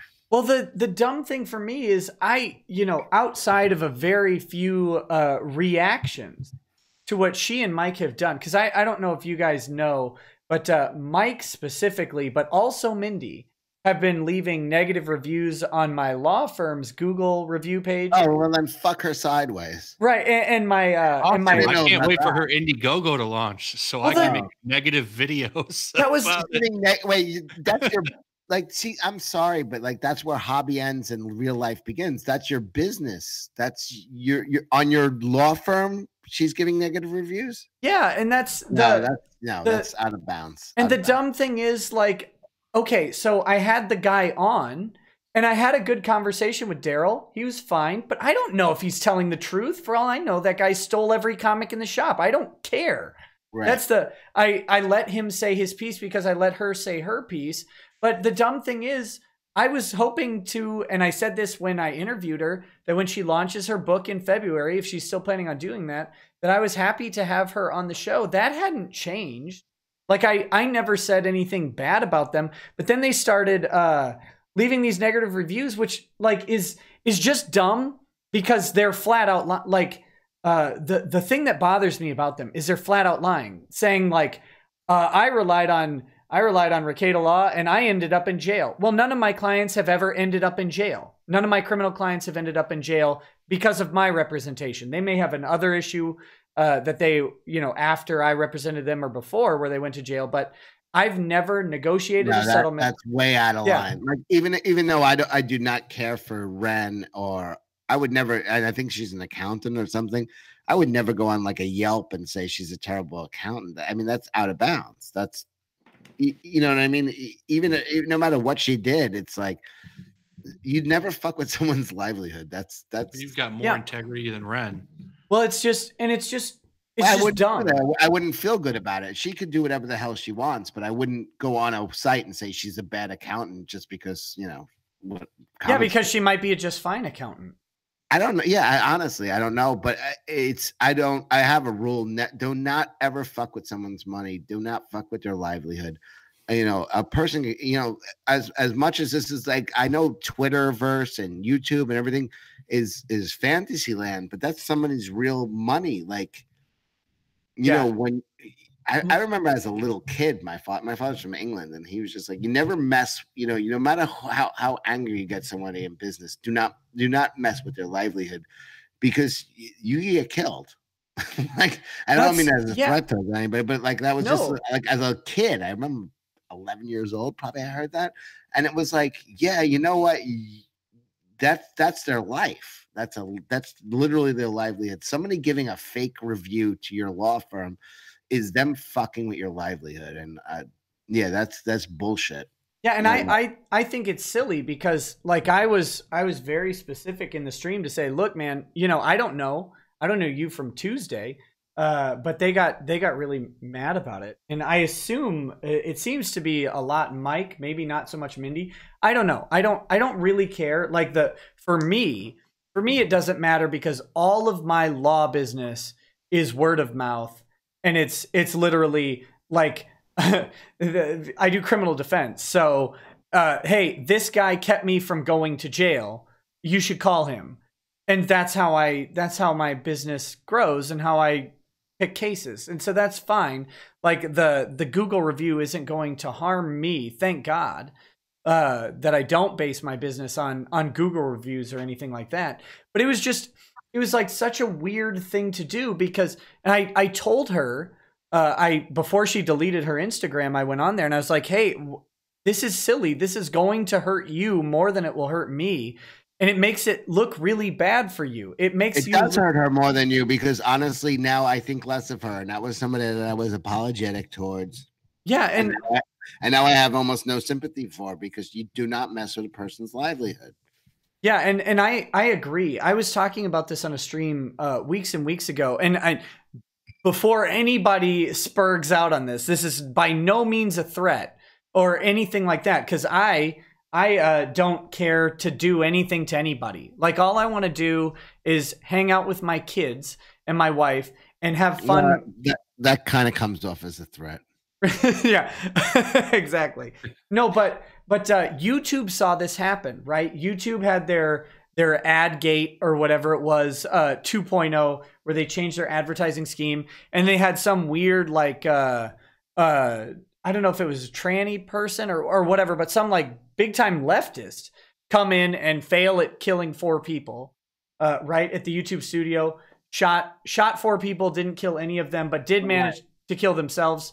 So I guess they got one. But when you start messing with people's money, that's when people start doing irrational things. And that's the crazy thing that, to me, is like emblematic of the Comicsgate sort of movement, is that you've got a bunch of people who say, okay, the industry is on fire. We're going to walk away. I'm going to do my own thing with these people who want my own thing, who want the type of thing that I'm going to do. And I'm going to try and sell it to them. but then you've got like a Mark Wade making a phone call and ruining a contract deal, or you've got a Renfamous trying to get people demonetized. Like, do these people not know that eventually, when you take away someone's money enough and they can't feed their wife or kid, or they have to go on welfare, or they have to sell their house, that's when people are desperate. That's when they make bad decisions. And that's when violence actually occurs. And it's crazy. SJW Spider-Man's gonna clip this shit for sure. That's fine. SJW Spider-Man is the biggest moron. It also doesn't. I agree with you 100%. By the way, Nick. But the other thing is, Mrs. Dumbass left clues all over the place, and the Kiwi Farms people that she was begging for them to take notice of her. They doxed her ass, and then she still goes on every day. Oh, it's the Comicsgate pro site, and they doxed me for being a cunt. And it's like, no one's ever going to do anything to that girl. No one cares. Like, I personally think she's, on the payroll from Marvel indirectly. Because that's an emerging theory. I'm seeing that in several places. No, I think she's doing this for attention solely. Yeah, but YellowFlash, think about it. I mean, how? All right, so Zach ripped up a few comics she liked. How much long can that hatred burn in your? It doesn't, but she's pissing people off so much that she's getting all this attention. And look, she's on that bleeding. I haven't. I literally spent one day arguing with her about maybe four weeks ago, and it was exhausting. And it was just like, I know, I've been there. And I'm just like, so just block her. Like, she's just, what is she like? She's a Party City cosplayer. She's not particularly good looking. I mean, she's not bad looking. I'm not trying to diss her or anything, but she's not like some ridiculously hot chick that's going to drag. If I was single. Yeah, she's like a married. She's a married, like, she's a solid 5 married chick who does bad cosplay. Like, what's her draw? Like, who gives a shit? Like, I don't care. I'm not even. I'm not even the dirty work for all those people. She likes the attention. An attention whore, a woman who's an attention whore. That shouldn't be a surprise. Yeah, but in order to be an attention whore, you have to get attention. She gets it. Yeah, but who's giving it? Not me. All the comic. I'm done. She's Joe Quesadilla is. Yeah, fine. That's fine. Let Joe look. Joe can do what he wants, but she's not getting it from me. Like, I decided, like, just block and move on. Like, that's what she does. Now she's messing with that Nerdette's newsstand girl. That's fine. And Nerdette should block her and move on and never talk about her again. I mean, honestly, she's just it's annoying as long as you look at it. But I spent one day arguing with her, and she's easily beatable. I mean, I destroyed her and then left, and I was like, this is just ridiculous. Oh, she's not good at making arguments, and she's not even a good troll. She's just like, you're a racist, you're this, and I'm like, yeah, I'm a racist. Okay, good, you got me, nailed me. I'm in a house of biracial. Hold on a second. Adios on the farm. I'm in a biracial house right now. I'm the one that came up with Party City cosplayer. That was my slam. Well, that's good. That's a great explanation. She's not great. I mean, you see the cosplayers that do have Twitter accounts, and it's like some of that stuff is like, it looks like a cartoon. It's unreal. She looks like I don't know, she threw something together in 20 minutes with shit around the house. Like, I'm not even trying to like hurt her feelings. Like, it's garbage. She's like a Dungeons and Dragons. She plays dress up. I mean, that's the chick that Joe Quesada is like, do whatever she's got to do. Like, people are like, well, what if they give her a book? And I'm like, then let her have a book. Who gives a shit? Like, I don't care if they give her a book. I wish they would, so I could trash it. If they give her a book, then that's a win on the Comicsgate side, because it's like, you guys are so mad at Comicsgate that you're willing to give like this person a book, like, to get back at us. Like, I said a few months ago, I did it. I like Marvel Comics could not be bigger. It's attached to one of the biggest corporations on earth. It's part of Disney. and they are the mighty oak. And Comicsgate is a tiny little apple tree in the distance. Well, the comics portion isn't making that much money. It's like you were just saying that they would give her a book to piss her off. Yeah, but they write books just to try to piss us off. Look at that Harley Quinn 58. Right, but next to, that was all inside jokes. Who is that book for? That's the not fact that they notice us is so embarrassing on their part. It's almost like the Dallas Cowboys being like, Mitchell High, junior high football team in Illinois. We hate you. It'd be that like drunk dude in the stands. Get him. Like, why are you paying attention to a middle school football team and trying to like show them up?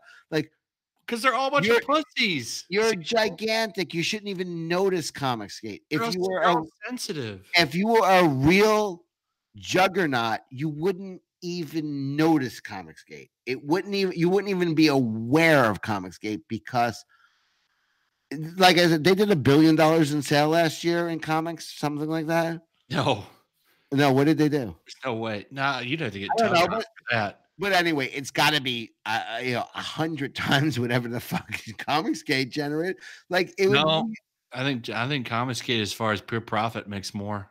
But either way, it's like Burger King noticing Bob's Burgers and being like, we have to take. It's like the banana. That's a one man. Like you don't even if we're nothing, then you don't even speak of us.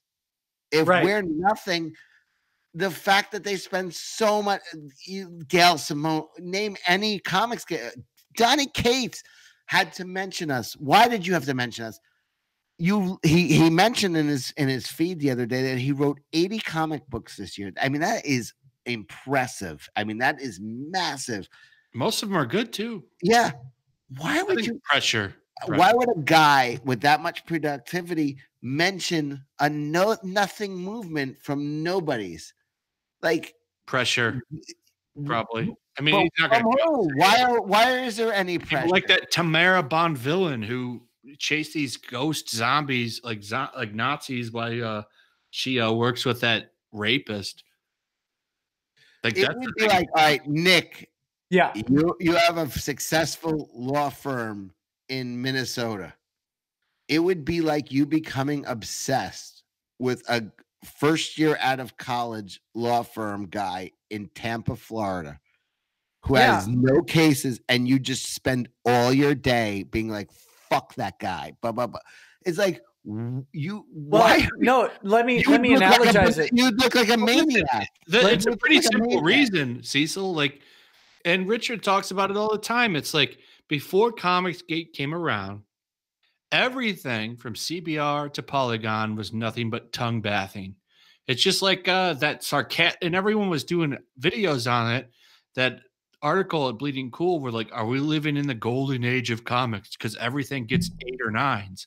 Like, we come around and we shit all over their work. Well, what are we? Who are we? This is a moment. Who are we? Nobody's. Really? Nobody's. So why would you notice a nobody? It would be like we do get attention. It would be like Ferrari Motors looking at a YouTuber who's like, I don't like Ferraris, and them going, we have to take this fucker down. Like a YouTuber with like 20 followers. I'd be like, what is wrong with you? You're Disney, for Christ's sake. Just let this little apple tree of Comicsgate grow in the distance. You're the mighty oak. You're the mighty oak.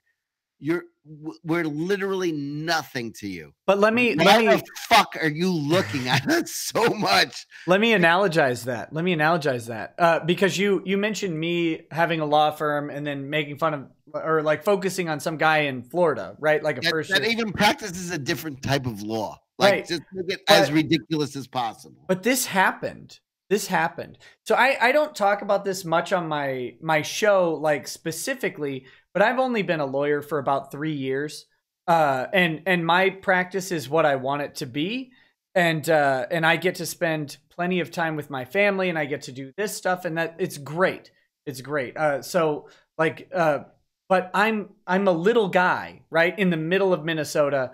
So I don't want to sell myself as like some juggernaut of Minnesota law or anything like that. I've never represented myself that way. Nick, I just have to laugh because Happy Hobbit sent you $10 and said, "Fuck that guy from Tampa." Yeah, Nick. I see that. But yeah, so that guy from Tampa can go die in a fire. But this happened. This happened in Minecraft. Mark Zaid, man, Mark Zaid is in some ways a legendary attorney primarily because of his settlement in the Lockerbie bombing case, and then his subsequent suing every administration for the past 20 years or whatever. Like, Mark Zaid is a very, very accomplished attorney. He got so flipping mad when I called out and very politely called out the fact that maybe they weren't above board on how they were representing his scope of representation with Mark Zaid when the law firm from Austin was hired and acted like they were a new law firm for Zach, right? I remember that. Yeah, so you did a big where you yelled at him for 4 hours. Is great. Well, that's because I did a shorter video saying that Mark Zaid was out, and the reason I did that video, as Zach revealed in his video about the Indiegogo, which was subsequently taken down, but he made it public, so I'll talk about it. They didn't know that Mark Zaid was representing Mark Zaid because the new law firm and the intermediate law firm, the one that they hired briefly from Dallas before moving to the one in Austin, didn't represent that Zaid was still there. And Zaid's not listed in the captions on the paperwork, even though in most cases when you've got pro hoc vice representation, you list yourself as pro hoc vice pending, and he's not listed. And I think the reason they did that is because they were asking for an extension when they didn't need one, because he had already been representing him from day one of that lawsuit being filed. He had been publicly representing them. And then instead they hired local counsel and all that stuff. And then they asked for a 3-week extension. Now, my opinion is that he misrepresented his position. It's not an actual breach of ethics rules. I'm not saying that he acted against the rules of professional conduct. But what I will say is that what they did was outside of the industry norm. And when I made that video, Mark Zaid came hammering at me, trying to paint me as some dummy who never even asked for anything. Of course, I had emailed him 6 days prior and asked him if he was still representing Zaid or Wade, because I had heard that he wasn't. And so I was trying to get an answer, but he didn't answer me. And so I ran with the story, as would any outlet. But the way he came after me, you could tell how bad it stung being called out on that. And the way he came after me when I called out the fact that Mark Zaid had lied about doing business in Texas because he had done the Houston Comic Palooza and he had done a signing at a private comic shop in Houston, which he talked about Zach. And Mark Zaid came out pretty heavy on Twitter against me. I'm just a guy in Minnesota, right? He has no reason to fear me. I'm not involved in the representation. I can't influence it in any way. But he came out tweeting about me, trying to make all this stuff. And then here he was the next day. Mark Zaid files an updated affidavit where he remembered talking about Zach at a Texas event. It's just insane. But what you're saying, why do they care? And I think they care because they do perceive it as a threat. And I do think absolutely. And I think that it's stupid that Mark Zaid thinks that I'm a threat to him in any way, because if we're measuring law penises, his is much bigger. He's got 20 years of career behind him. He's got a much bigger Twitter following. He's got a verified check mark. He's in the news. He gets on CNN, stuff like that.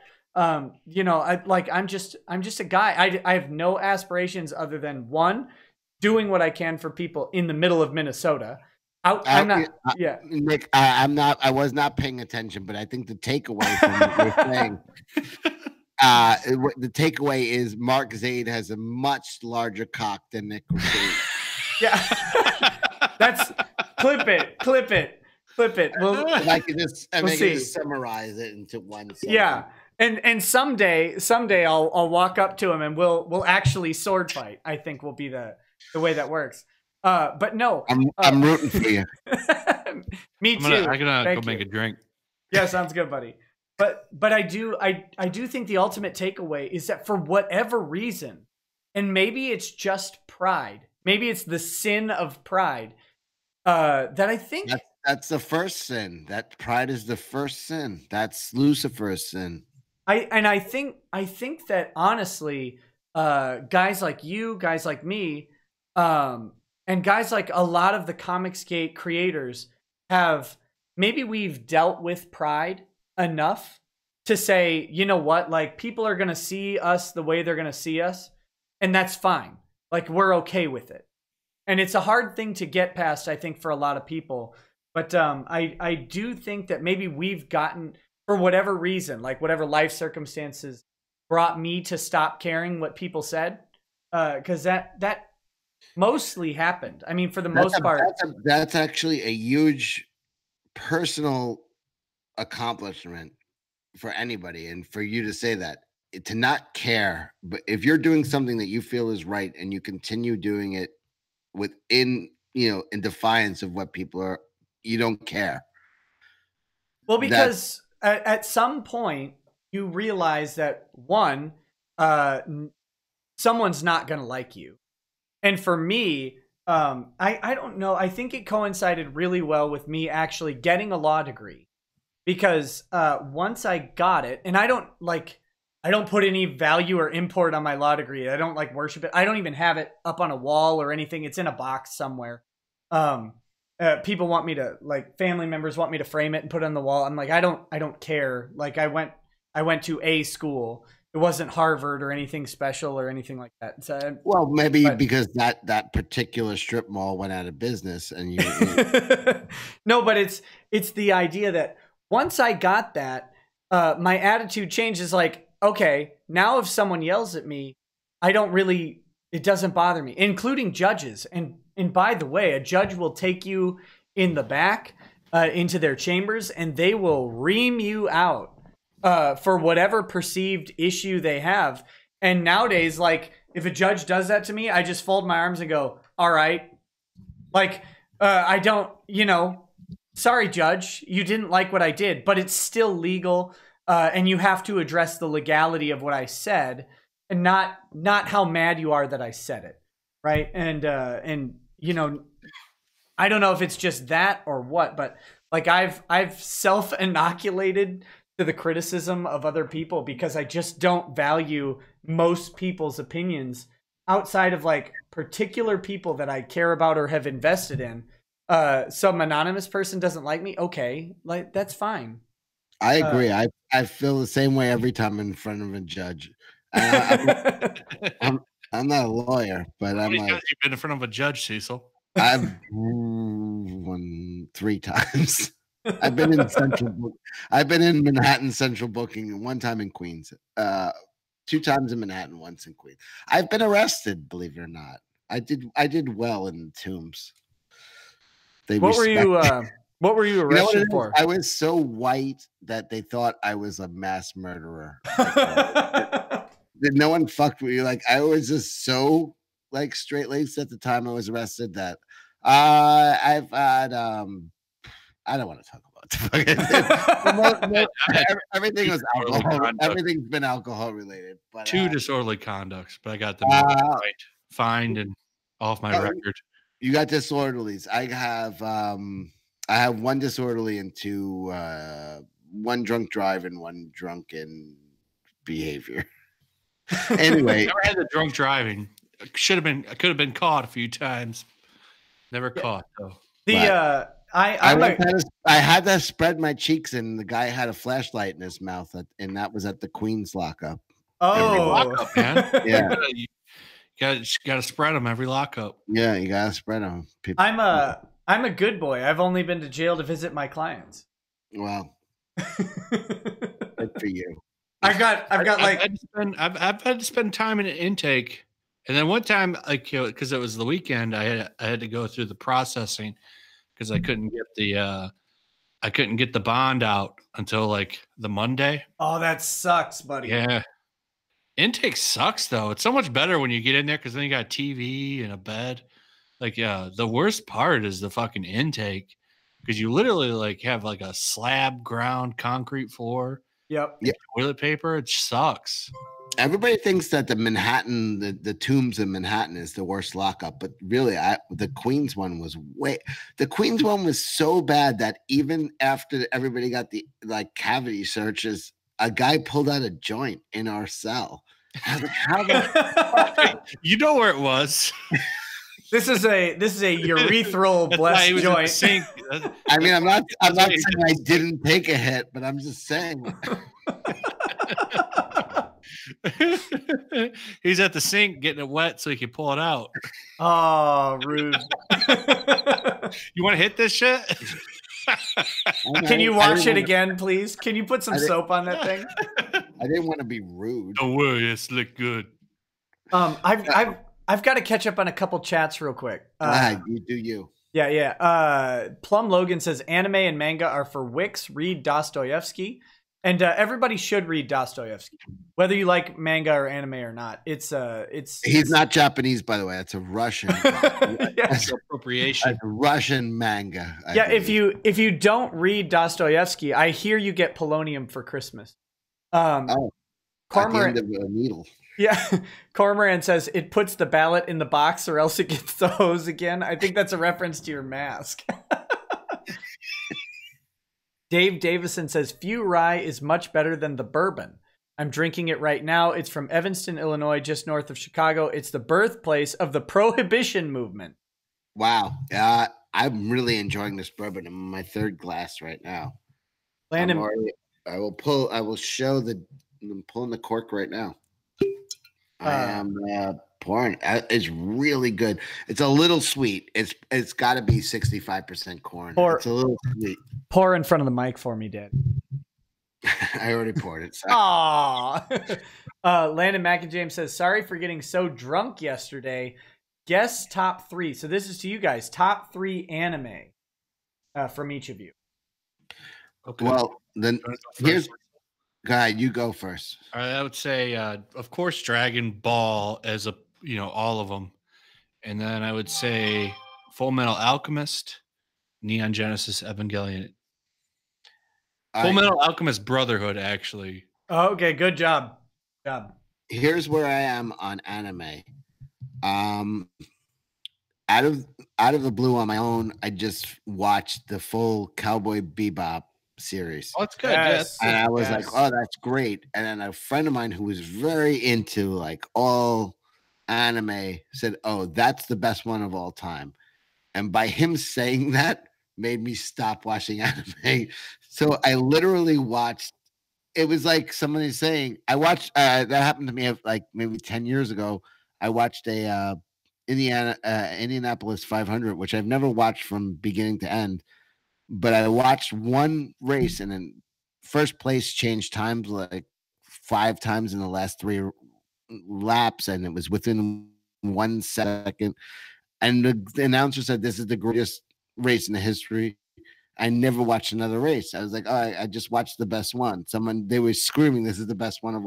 So I watched one anime, which was Cowboy Bebop. And I really enjoyed it. I really did like the whole series. But someone said, that's the best one. So at that point, what are you going to look for? I don't think that's the best anime. Oh, no? I don't know. It's good, though. It's good. I think, well, it's all subjective. I don't want to take, if you like that the best, that's. Well, I never saw anything else. That's the only thing I ever watched. It's hard. People in the chat are loving Full Metal Alchemist Brotherhood, though. So that's good. But that's a great story. It's really hard to... Give me the next one to watch. Just give me one to watch. Be like a classic. Full Metal Alchemist. Well, it's tough, though, because you need to watch the original series before you watch Brotherhood because they skip over the first half of the original series because they assume you've seen it. Don't give me a homework assignment. Give me something to watch. Watch both. Doug Ten Nipples would tell you to watch Akira. It's a good series. It's one movie. It's a good movie and a manga. They never made a series. Yeah. But the thing is, like, Cowboy Bebop, it's hard to find people who don't like it. Like, whether or not you individually think it's the best anime there is might be subjective. It is, because it's the only one I ever saw. So it's in a lot of people's very top anime. It's really a good one. So you did come in on a high note, and it will be hard to live up to it. I would say like one of YellowFlash's top 3 is Evangelion, and really like Evangelion is a good anime. There's a lot of downtime. A lot of religious elements in it too, which I liked. Yeah. Lots of religious stuff. I'm gonna read stuff off the chat. Samurai Champloo. I've never watched it. I've heard it's really good. Akira, you guys said Ninja Scroll. Ninja Scroll's Scroll, good. The movie is great. Yeah. That's a good one. Man, that's a good one. JoJo's Bizarre Adventure, people are saying. I've heard JoJo's is really good, but I've never watched it. A lot of people say JoJo's is really good. Death Note. I don't know. You know, John Malin says it's the greatest thing since sliced bread.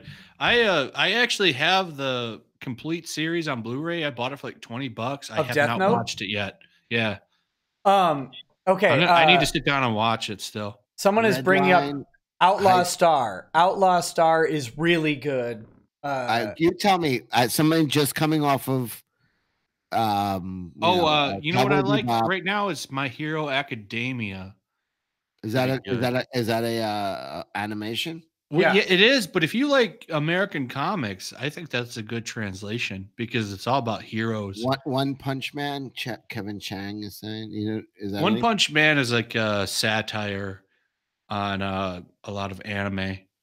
DNC seems to think it's a satire on American superheroes, but it's definitely a satire on people like Goku, and Naruto and stuff like that. I got a few people saying One Punch Man, Fist of the North Star. Fist of the North Star is really old, but it's still good. If you can get past the fact that it's like 80s animation, you'll enjoy it. I don't care. Yeah, it looks like all the show. It's weird because you think of anime and you think of like top shelf animation, you think of American animation being lagging behind. But when you watch Fist of the North Star, it's like, oh no, this looks like all the 80s American cartoons did too. But Kenshiro's hilarious. The main character of Fist of the North. But all right. It's pretty much Mad Max, but anime. Yeah. All right, so give me 2 right now. You're number 1 for me to watch. Nick, give it to me. Evangelion's a really, really good one. I think you'll like it, and it's like 13 episodes. Oh, it's coming to Netflix too. So the last 2 episodes of Evangelion are really, really weird, but that's okay. Just watch it anyway. But I like weird shit. And YellowFlash, give me your Full Metal Alchemist Brotherhood. Okay, I'm gonna watch them. Sounds good, buddy. You'll have Full Metal Alchemist Brotherhood should be on Netflix. So if you got Netflix, and then Evangelion is coming to Netflix next year sometime. I'm getting a lot of JoJo's Bizarre Adventure. Does anybody know what that is? It's really popular. Oh, actually, Berserker Pride does make a good point. He says the 3 Berserk movies on Netflix are really good and modern. And honestly, it's Berserk, the Golden Age arc. If you go watch that, I think it's hard to not like it. All right. Head Rock says, Cecil, if you have a heart, anything by Miyazaki. Is that the guy who did Spirited Away? I don't know. I'm not that much of a weeb. Miyazaki. I mean, I've watched Japanese movies that are not that I would not consider anime, but maybe they are. Like Spirited Away and stuff like that. But I'm talking about series. Bagel Goose says Bible Black and then Boku no Pico. You can trust me. I trust Bagel Goose explicitly. Yeah, just Cecil in an incognito tab. Google Bible Black and Boku no Pico, and yeah, you should watch those. They'll be. Oh, are they like that's porn? Is that no, just in case you don't want anyone else to notice that you looked them up. I'm not going to say what it is or not. All right. All right. So, okay. Bagel Goose says this is 24 minutes ago when we were talking about Renfamous. Says, can we talk about something else now, Jesus? So we should talk about Jesus. I think in just a minute. Yes, of course. Orgasmic says, no plots here. We are just historians. Sounds good. Happy Hobbit says, F that guy from Tampa, Nick. Berserker Bauer says, Zaid. Nick's second favorite lawyer after Legal Eagle. Absolutely. Legal Eagle can catch fire for all I care. He can go free Tibet. Cormoran says, both Zaid and Rackets are dwarfed in terms of legal accomplishments by Eigel, and Eigel, attorneys at Tort Law. Yes, referencing the famous super attorney, Jamal Eigel. Guys, Good. Jamal Eigel is maybe the most, I'm so mad that I'm blocked on Twitter because he's the most entertaining person I've ever met. He makes all kinds of outrageous claims that he like birds can only fly this high. Only 10,000 feet. It's like you could take 1 second and Google highest flying birds and find out, oh no, it's like 33,000 feet. That's Jamal Eigel. I'm the smartest guy on Twitter. Does anybody know what the fastest bird in the world is? It's a peregrine falcon, isn't it? I think it's a Hayabusa. It's Japanese. Oh, the Japanese aren't better than everything else. I'm pretty sure it's a Japanese Hayabusa. That would explain the motorbike, which is the fastest motorcycle production bike in the world. Yeah, but they're measuring the Hayabusa in kilometers per hour, so that's bigger. That's what they're going by. We need an Eigel ruling on this. Can we get an ornithologist in the chat? If you're in the chat, can you just let us know what's the fastest bird? Yeah, I got to. I'm gonna need some people to tweet Jamal Eigel and ask him what the fastest like flight speed of a bird is. Morzimbo says Hayabusa is a peregrine falcon, but no, it can't be the same thing. Peregrine falcons in North America, no. Someone said, "Dude, Kwanzaa, just shut the fuck up." Shut the fuck up. Shut the fuck up. Oh my god! You don't know comics. Now shut the fuck up. Peregrine falcon in a nosedive is 309 miles per hour. I think I can beat that. Give me a plane. We'll figure it out. Diving down, though. What about that can't even be possible. That's not even true. Terminal velocity, the fastest you could go jumping out of a plane is like 127 miles an hour, right? For a human, yeah, but we have we have fat and stuff, and birds don't have as much. Yeah, which makes me fall faster. I've fallen before. But you spread out, and the wind resistance works against you. A peregrine falcon in a nosedive is going to be almost like a drop of water, right? It's gonna condense its body, it's gonna tuck its wings in, and it's gonna be very, very aerodynamic. You sound like a friggin' lawyer for the. Hey, the peregrine falcon has paid me my retainer, and you, sir, will not besmirch its good name. This guy for the falcon. Bagel Goose, no, you cannot use the hats. The masks don't work on this because, again, when you're on Hangouts, I don't believe the masks actually work. They only work when they're directly connected to a camera feed. And the camera feed on this one is going through the Google Hangouts. So at some point, maybe I'll add a second camera so that masks will always work. But you cannot use it. So don't waste your money on this one, even though you already did. I'm sorry. They have those on Streamy. I love it. The stickers on things. Yeah. And the Streamlabs has just created a thing where it will, if you're running through Streamlabs, it will put like a full face mask on and make you look like a complete idiot, which is always good. I think what was that, Cecil? Uh-oh. He's gotten DDoS'd, apparently. Okay, while he's recovering his internet connection, Edwin Boyette says, degenerates, from Hammurabi to the Levites to the Magna Carta and your law professors, an unbroken chain of scholarship brings us to law wieners. Yes. Yep, absolutely. Law penis is a very important topic. Mithrin Emmer says, Nick, it is because people in the SJW camp truly believe that those who disagree with them are evil. You simply cannot be against them unless you are morally bankrupt. It is why they get so bent out of shape when anyone hints that they are wrong. I think that's very astute. I would say. Berserker Bauer says, "Oops, third favorite after Legal Eagle and Jamal and Legal Eagle." Rocket Ship says, "Jinro is great. That's for you, Cecil." There are now 2 Cecils in the chat. Or in the Hangouts. That's awkward. I don't know which one is real.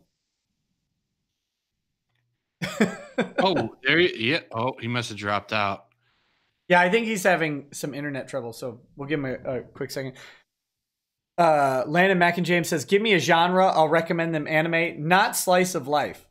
How's that? Thane Cotter says, "Visions of Escaflowne." That's a classic. Anonymous Masked Me, which I think is Bagel Goose. Within the Law, Macaw fears Chad Legal Eagle. I fear no man, but Chad Legal Eagle may not be a man. So I don't know. James Dean, creator of Conflict, says, "Happy New Year, guys. A Glenlivet 12 night here." Me too, buddy. Glenlivet 12 in the glass right now. Peregrine falcons are trained to dive bomb birds at airports. They can shoot in at over 200 miles per hour. That's pretty awesome. Happy Hobbit says, "No matter how fat you are, Cecil, you can't fall faster than the rate of gravity. 9.81 meters per second. And JR says... That sounds like a dare. And JR says, "End the Fed." End the Fed. Oh, JR. Oh, JR. You know what? We should maybe dedicate the rest of this podcast or cast to discussions about the Fed, whether we should end it and whether taxation is in fact theft. Oh, that's easy. Taxation is definitely theft. Well, okay. You need some taxation. If you can't run, if you want the socialist services like roads and public schools, you have to have some kind of taxation. Yeah, but we should just regard it as theft anyway. Like whether or not you need it, an acceptable level of theft. Like, because we think theft is wrong in general, like outside of the scope of taxes. But there is some level of theft that we're willing to tolerate as a society in exchange for freedom. If you want to have police and roads, public schools, stuff like that. I don't need the police. You need the police. I'd be okay with Wild West law, personally. Yeah, I would go fish my guns out of the lake if we didn't have police. I do like the public. Well, maybe we do a little reforming to the way public schools are ran, but I do like public education system. I think it's like a necessary thing to have a advanced society. I'm just picturing JR right now. He probably just passed out. I have a genuine question. I have a genuine question about public schooling for you guys. So to me, I find it interesting that most government services, we look at welfare, we look at WIC, food stamps, we look at like healthcare. We think of it as like the bottom rung safety net. You can't afford the better thing, so we provide you the minimum necessary thing, right? Like that's how we look at government services. You don't want to be on welfare. You want to have a job that pays more. Now, maybe you end up on welfare and it does okay, but generally speaking, you'd be much better off making 50 grand a year than making 22 on welfare, right? Like that's the idea. The question I have for you is, why don't we treat schools in the same way as every other government program? Like we expect schools to be great and competitive, the public school system, but every other government program, it's like, well, government's taking care of that. It's only because they couldn't do the better thing. Is that right or wrong? Like any opinions on that? Am I wrong? Am I way off base? The biggest problem with public schooling is the union in tenures.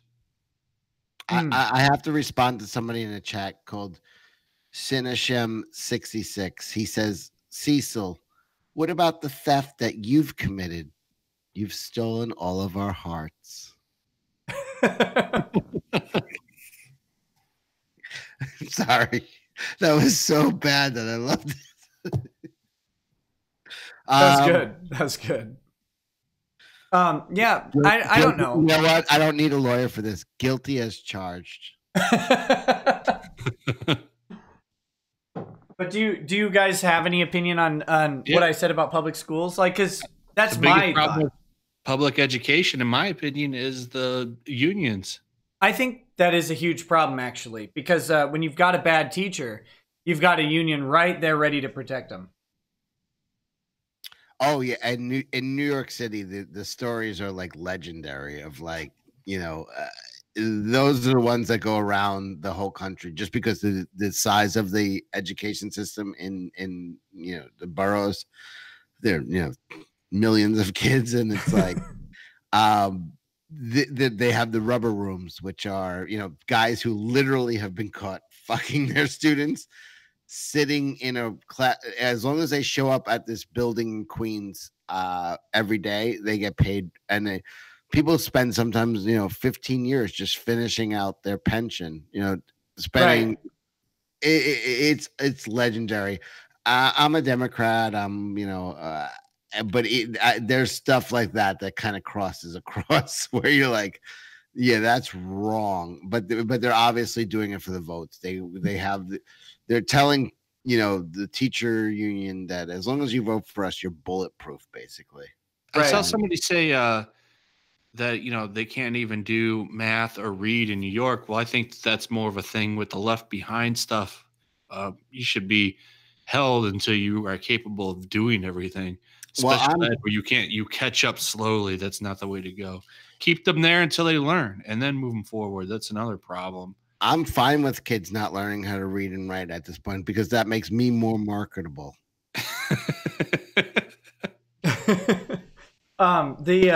So did you guys see that the kid who recorded his history teacher talking about PewDiePie being an anti-Semite? Yes, I saw that. I haven't seen it, but that's everywhere. I had that kid on the show.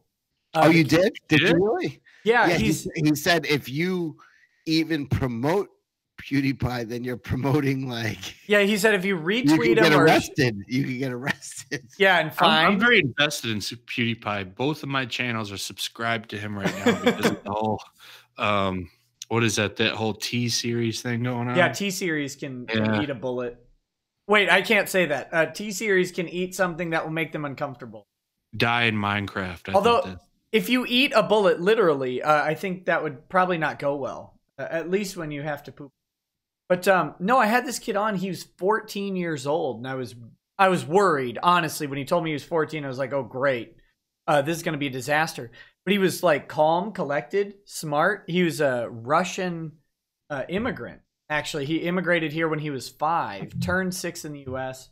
And free speech is really important to him because in Russia, they know people who have been jailed or killed by the government for what they've said. And so for him, like free speech actually matters. And it was really an interesting conversation. I was shocked. I thought it was going to be a complete blow up with like some squeaky voice little teenager, but it wasn't. Well, I do have to say that the people I've met in New York, obviously it's a big immigrant state, and I meet a lot of Romanians, Russians, Ukrainians, Georgians, and they immediately gravitate towards the right wing because of the situation they were in.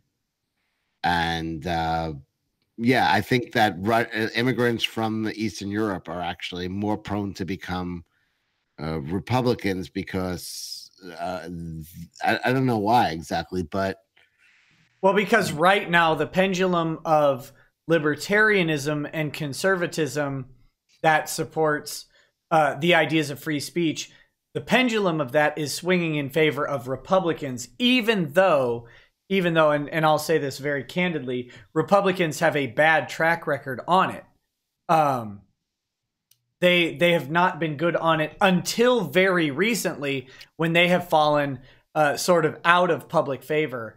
They've suddenly become in favor of free speech. But, you know, coming off of doing anything for the internet. What was that? They're not doing anything for free speech on the internet. Well, that's because they're all 7,000 years old. And they're all, That's true. They're all borderline retarded too. And I mean that in the most loving use of the word. I certainly don't want to besmirch any mentally handicapped people. I don't mean they're mentally handicapped. I mean, they're literally delayed in their ability to cognate modern things. And the internet is like this foreign wasteland to them that they barely understand at best. like the 3 Republicans who have managed to figure out Twitter do very well. Everyone else is left in some sort of Stone Age. But yeah, they're in not. In the last year, I've seen it, and like I said, I'm a Democrat, and it's really an odd paragraph. It's like a huge shift that's happening, because one of the things I remember, I come from a very conservative family, and one of the coolest things I remember, I don't know, it was like 2020 or 60 Minutes as a kid, was like the Illinois Nazi case, where the Illinois Nazis wanted to march, and the guys who came to their defense were a group of Jewish lawyers. Brandenburg versus Ohio. And I just remember thinking, like, those guys were the coolest guys, because they were like, these guys want to kill us, but just on general principle, we're fighting for their rights.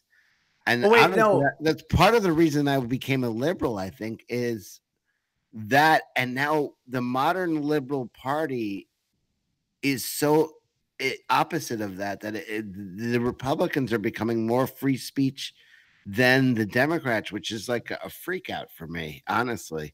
And I do to me, that's something that's been like stretching my it's been troubling me, because honestly, the Democrats have become less and less pro free speech, and I'm a totally free speech person. Oh, yeah, they don't want free speech.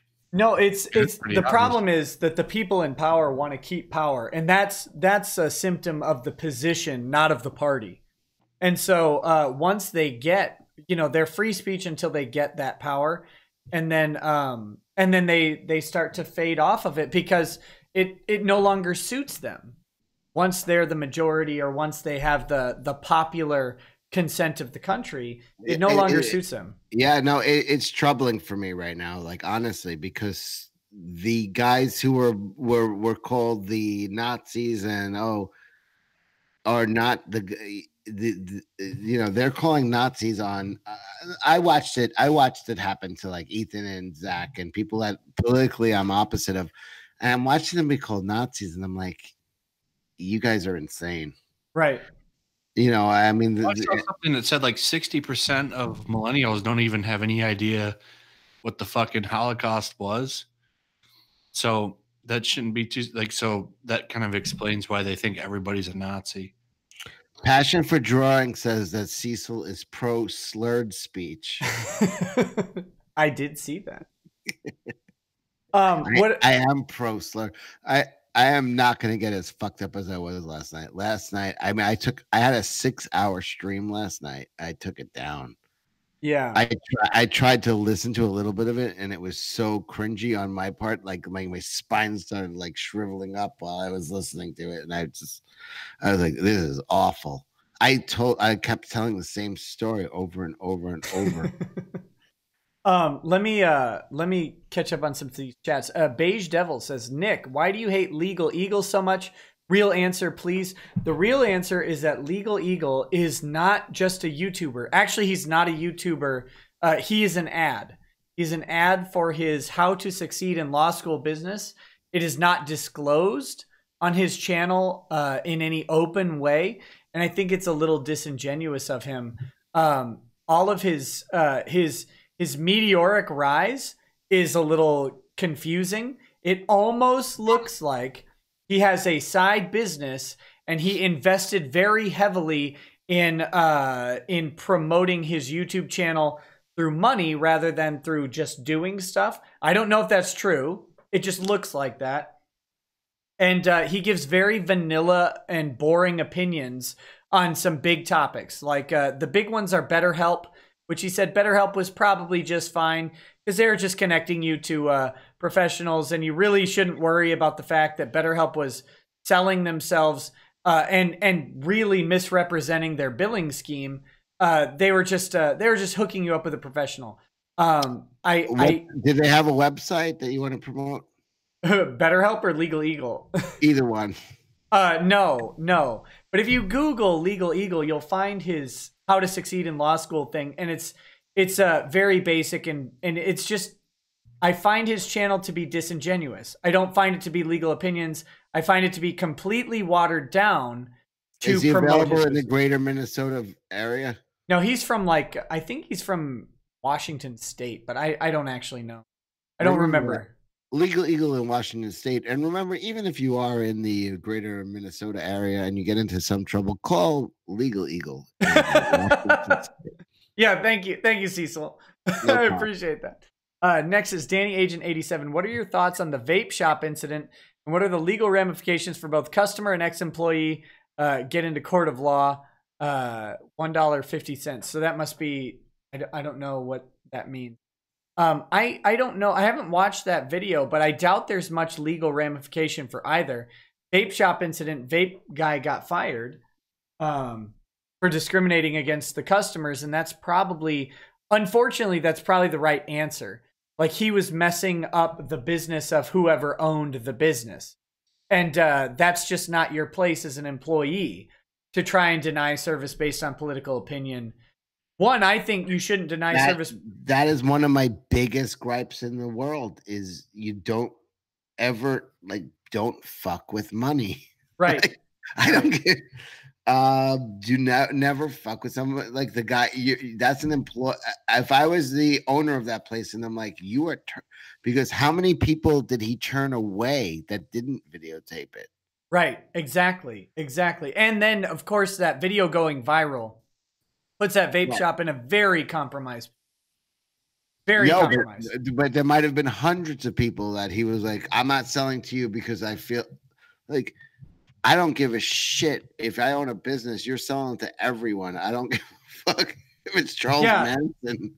Like, that's what I say. As a super, what I call myself the most conservative Christian, although that's probably not really true. But the idea is that my personal beliefs are farther right than you think they are on Christianity. Okay, so that's my personal beliefs.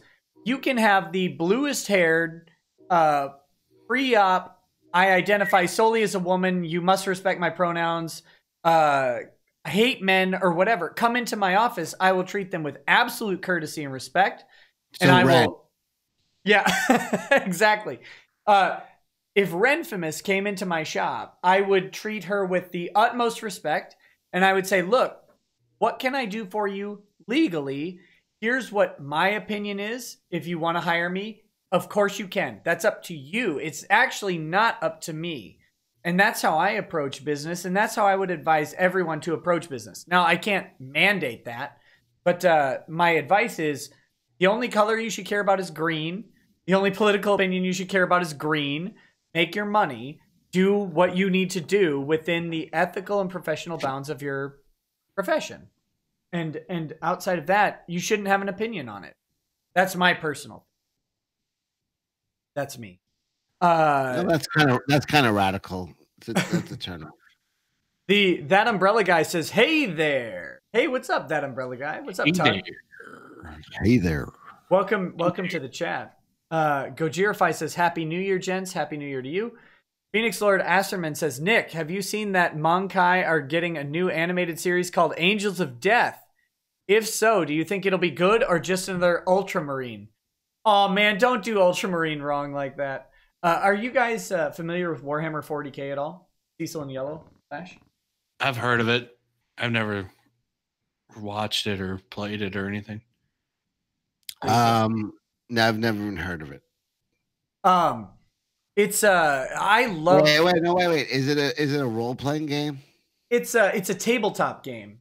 Okay, I have heard of it. Yes. Okay, but I'm not familiar with it. No. Behind me on the shelf here, these are all Warhammer or Warhammer 40k, all of the books there. So I'm a big fan of the literature. I don't have the money or artistic talent to play the tabletop, and I live in a small town where there just aren't people around to play it. Wait a minute. You have, so it's like somebody reading Dungeons and Dragons books, but not playing Dungeons and Dragons. Not Dungeons and Dragons rule books. That would be different. These are novels. Yeah, that would be weird. Right. These are novels based in the universe of Warhammer 40k, which I'm a huge nerd for, and I really do enjoy them quite a bit. But that's me. So they they did do a movie a couple years ago called Ultramarines, and it was not great. It was not great. But they do have a Netflix animated series called Angels of Death. I have faith because the guys doing it are the YouTube guys who did it independently. So I hope it's good. Gojirify talking about that Russian kid. He said that kid drank you under the table, Nick. Yeah, that's true. Keck7Go says public schools. Everyone should attend Nick's homeschool. And yeah, you should do that. My homeschool is the best. Nick, are your kids homeschooled? They are. They are. Lady Rackets has a teaching or an early childhood education degree, and she does most of the homeschooling.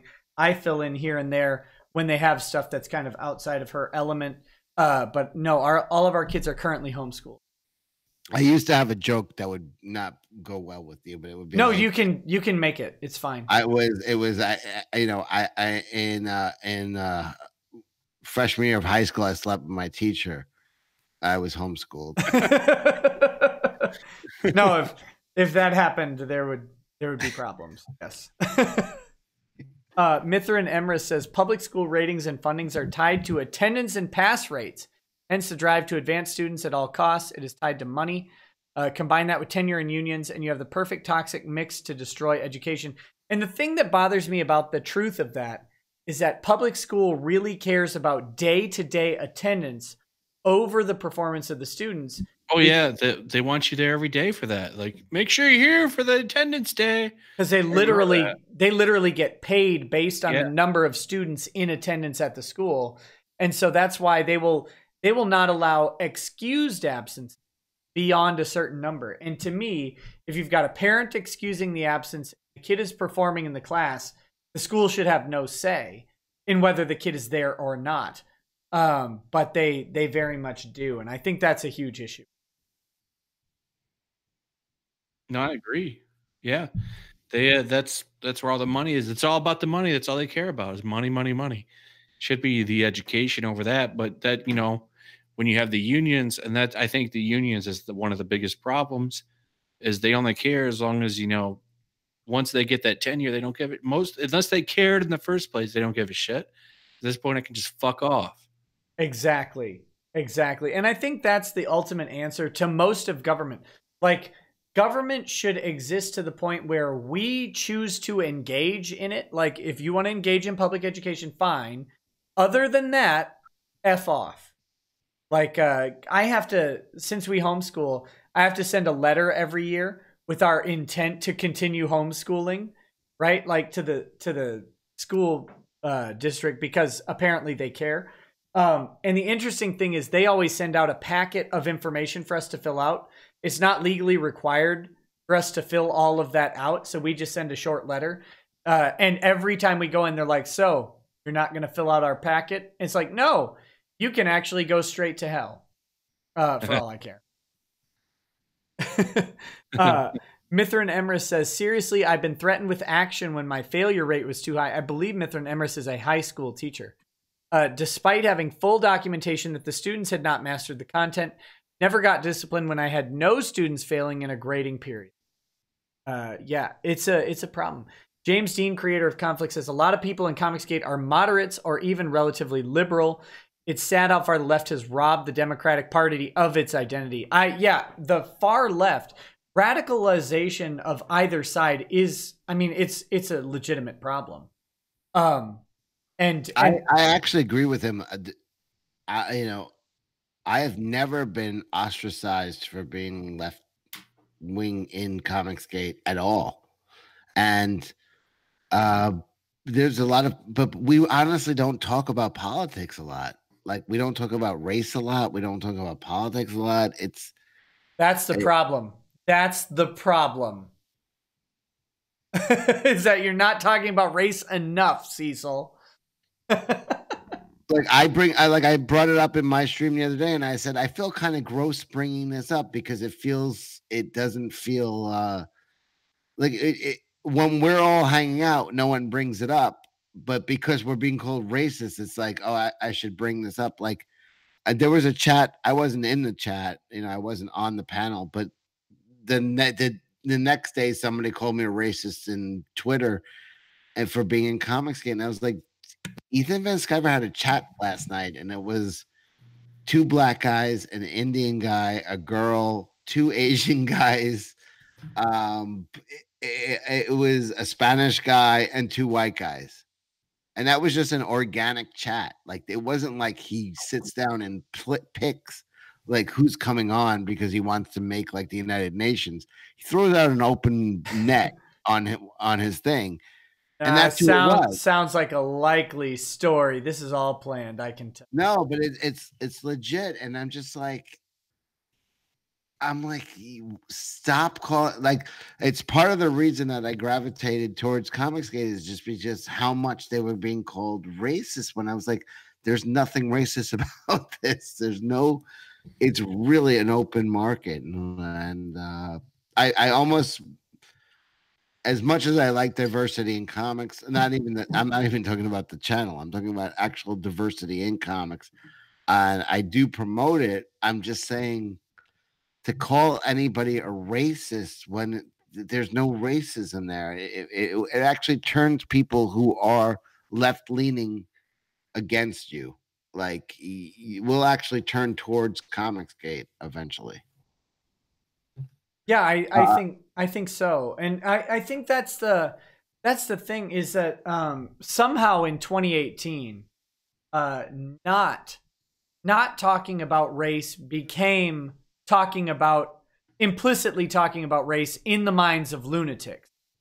And that's the real rub, is that like you don't have to focus on this thing because this thing is an ancillary characteristic to whatever is going on. Unless it's if you're talking about race specifically, then there's a place for that. But if you're just talking about writing a good story in comics, Mags Visaggio or whatever had this like multi tweet spurge out where she was like basically saying you choose to make your character a cis white male or whatever, and it's like you should make him a tranny. Yeah, it's like, but okay, even if we take your premise on that's the choice, what by definition makes that choice invalid? That's the weird thing, is that choosing to make it something else is unnatural, or might be unnatural for the writer. And that's not a problem. Like, if the writer, especially if the writer is a cis white male, do you want them writing a gay black character? Or like a transvestite Latino character or transsexual Asian? Like, no. I mean, maybe if that's what the character is supposed to be. But like, if the protagonist is being written by a cis white male, then it might make sense for them to write from their experience into how this character would react to these extreme situations, because it's based on their own biases and experience. And that's a fine thing. Like, why are we worrying about the fact that that the majority, which are cis white writers, are writing cis white characters? Like, why does that matter? Can you guys explain that to me? Like, am I wrong? It only matters to them. No, I'm always like in New York. I understand. I grew up in New York and I live in New York. And like, I've known trans people since I was very young. But for 99.9% of the humanity, they're never even going to run into a trans person. Yeah. So the amount, unless you're that guy in GameStop, right? The amount of time we spend talking about trans is ridiculous. Most people will live 70 to 90 years and literally never meet a trans person. Yet our culture talks, maybe like 30% of our culture is talking about trans. It doesn't make sense.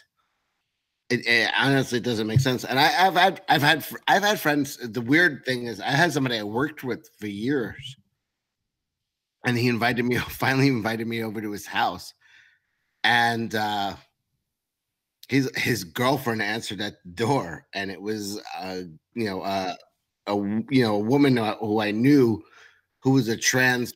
She was a hostess at a nightclub in Manhattan, and I knew her separate from him for years. and he never told me like that his girlfriend was, you know, a trans, and it was like a big deal for him to like let me know. Because I have a lot of sympathy for these people. I feel I have, but the amount of time society spends talking about it is abnormal, because for the most part, most people will live their 70 to 90 years and literally never run into a trans person once. Right. And if they do, they probably don't know about it and don't care. They don't care. Most people will just be like, that's something, and go on with their day. It's weird. I think it's detrimental to like call it out over and over and over and over. And I don't know.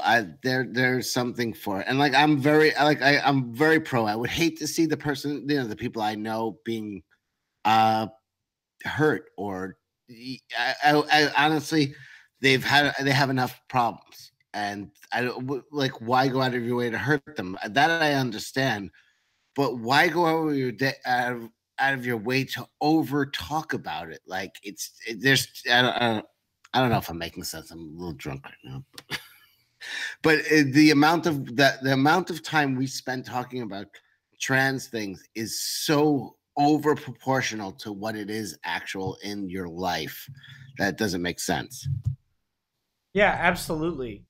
And that's this weird thing. It's like this focusing on things that are so far out of the mainstream, and trying to elevate a problem or an issue, not even a problem, but an issue beyond the statistical relevance of it.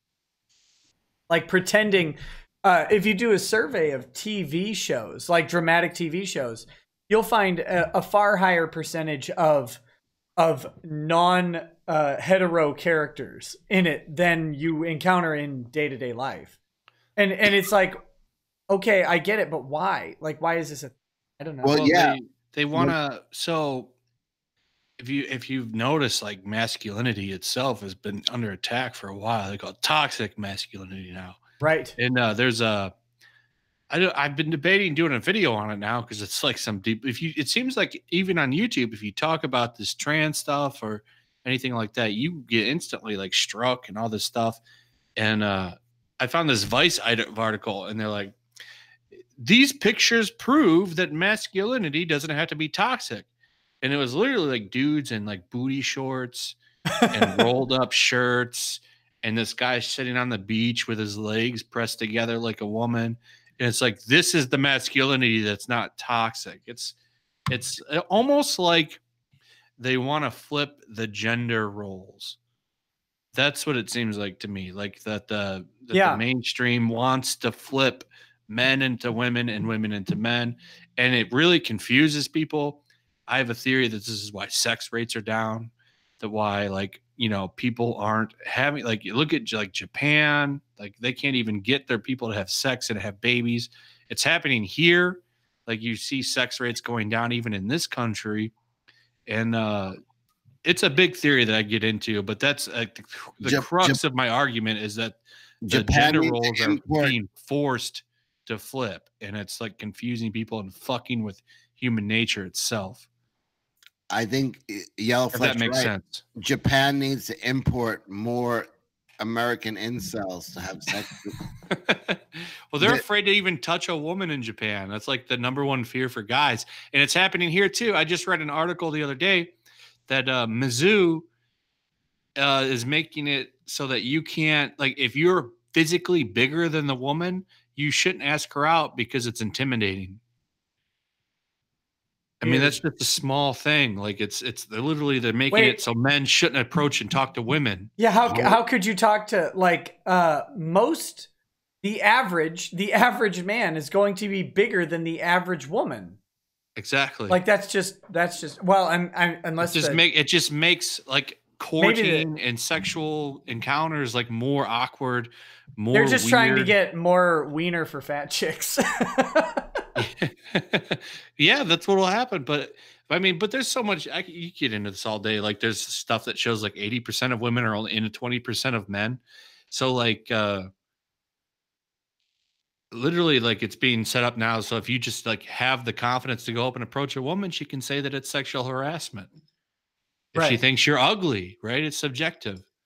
Yep. It's amazing how sexual harassment changes based on the appearance and income of the harasser, of the potential harasser. Yeah.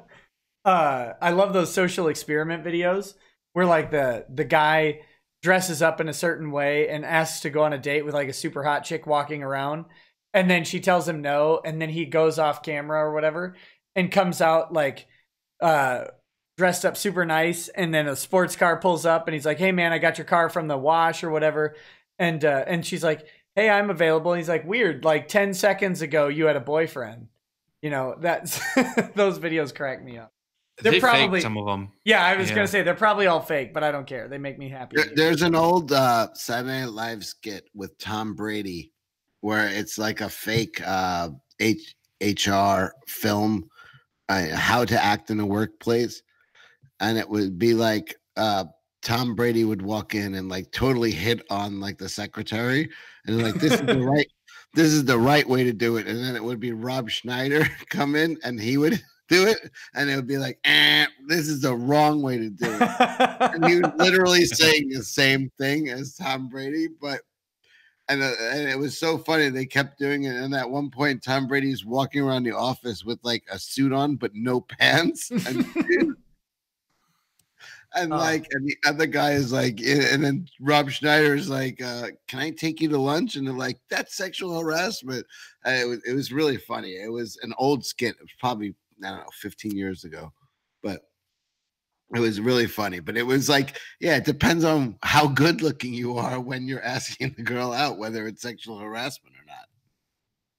Yeah, it absolutely is. That's the new thing. And it started, I remember this back when I was in school. Sexual harassment is, quote, in the eye of the beholder. Literally. It's like, wait a minute. No, it isn't. Sexual harassment is not in the eye of the beholder because the beholder is subjective to their own sexual desires. So if the sexual harassment is in the eye of the beholder and the beholder happens to be sexually attracted to the harasser, regardless of what their behavior is, objectively speaking, they're subjectively okay with it. And that doesn't make sense for how we apply. I mean, it makes all sorts of sense for how we function. It doesn't make any sense for how we apply law or how we apply discipline. And that's the problem with all of this. But let's see. The next one, next chat, sorry. Landon says, Rackets versus Legal Eagle, top 10 anime battles. Johnny in CLE says, this seems like an appropriate time for me to say that for all your legal needs, hire Jack Burton, attorney at law. We are forever in his debt. You mean Jack Burton, the Pork Chop Express? I hope so. Tech7Go says, Green Politics, Nick voted for Jill Stein, confirmed. How dare you? How dare you? Fook Gugole 2 says, hey, Nick, you have any opinion on the potential formal complaint on YouTube or law wants to present to the FCC? I've talked about this a couple times. Best of luck to him. I don't think it will turn out with any sort of benefit, but if there's anything I can do for YouTuber law to assist him in that complaint, I'd be happy to provide the people leaving my Patreon, leaving comments saying that this is because of how Patreon is handling their free speech stuff, or anything else I can do for him, I'd be happy to, but he hasn't reached out to me yet. So I wish him the best. I don't think it'll be successful ultimately because I'm a pessimist. GRP poll says Cecil's favorite wrestler is Mr. Wrestling number 2.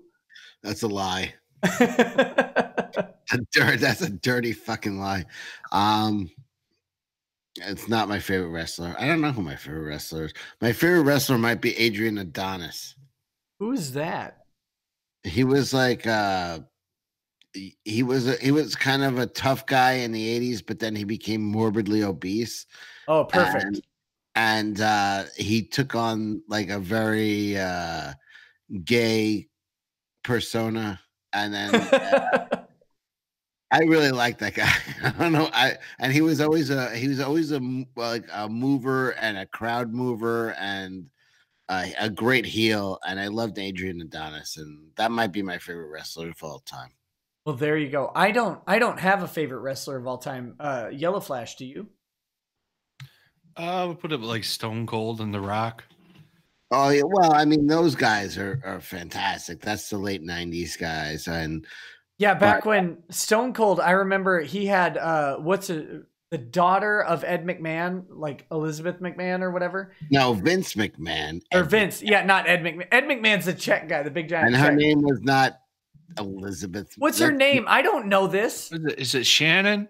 No, what the hell's her name? The one married to Triple H? Yeah, Triple H's wife. Her name is shit, I don't know.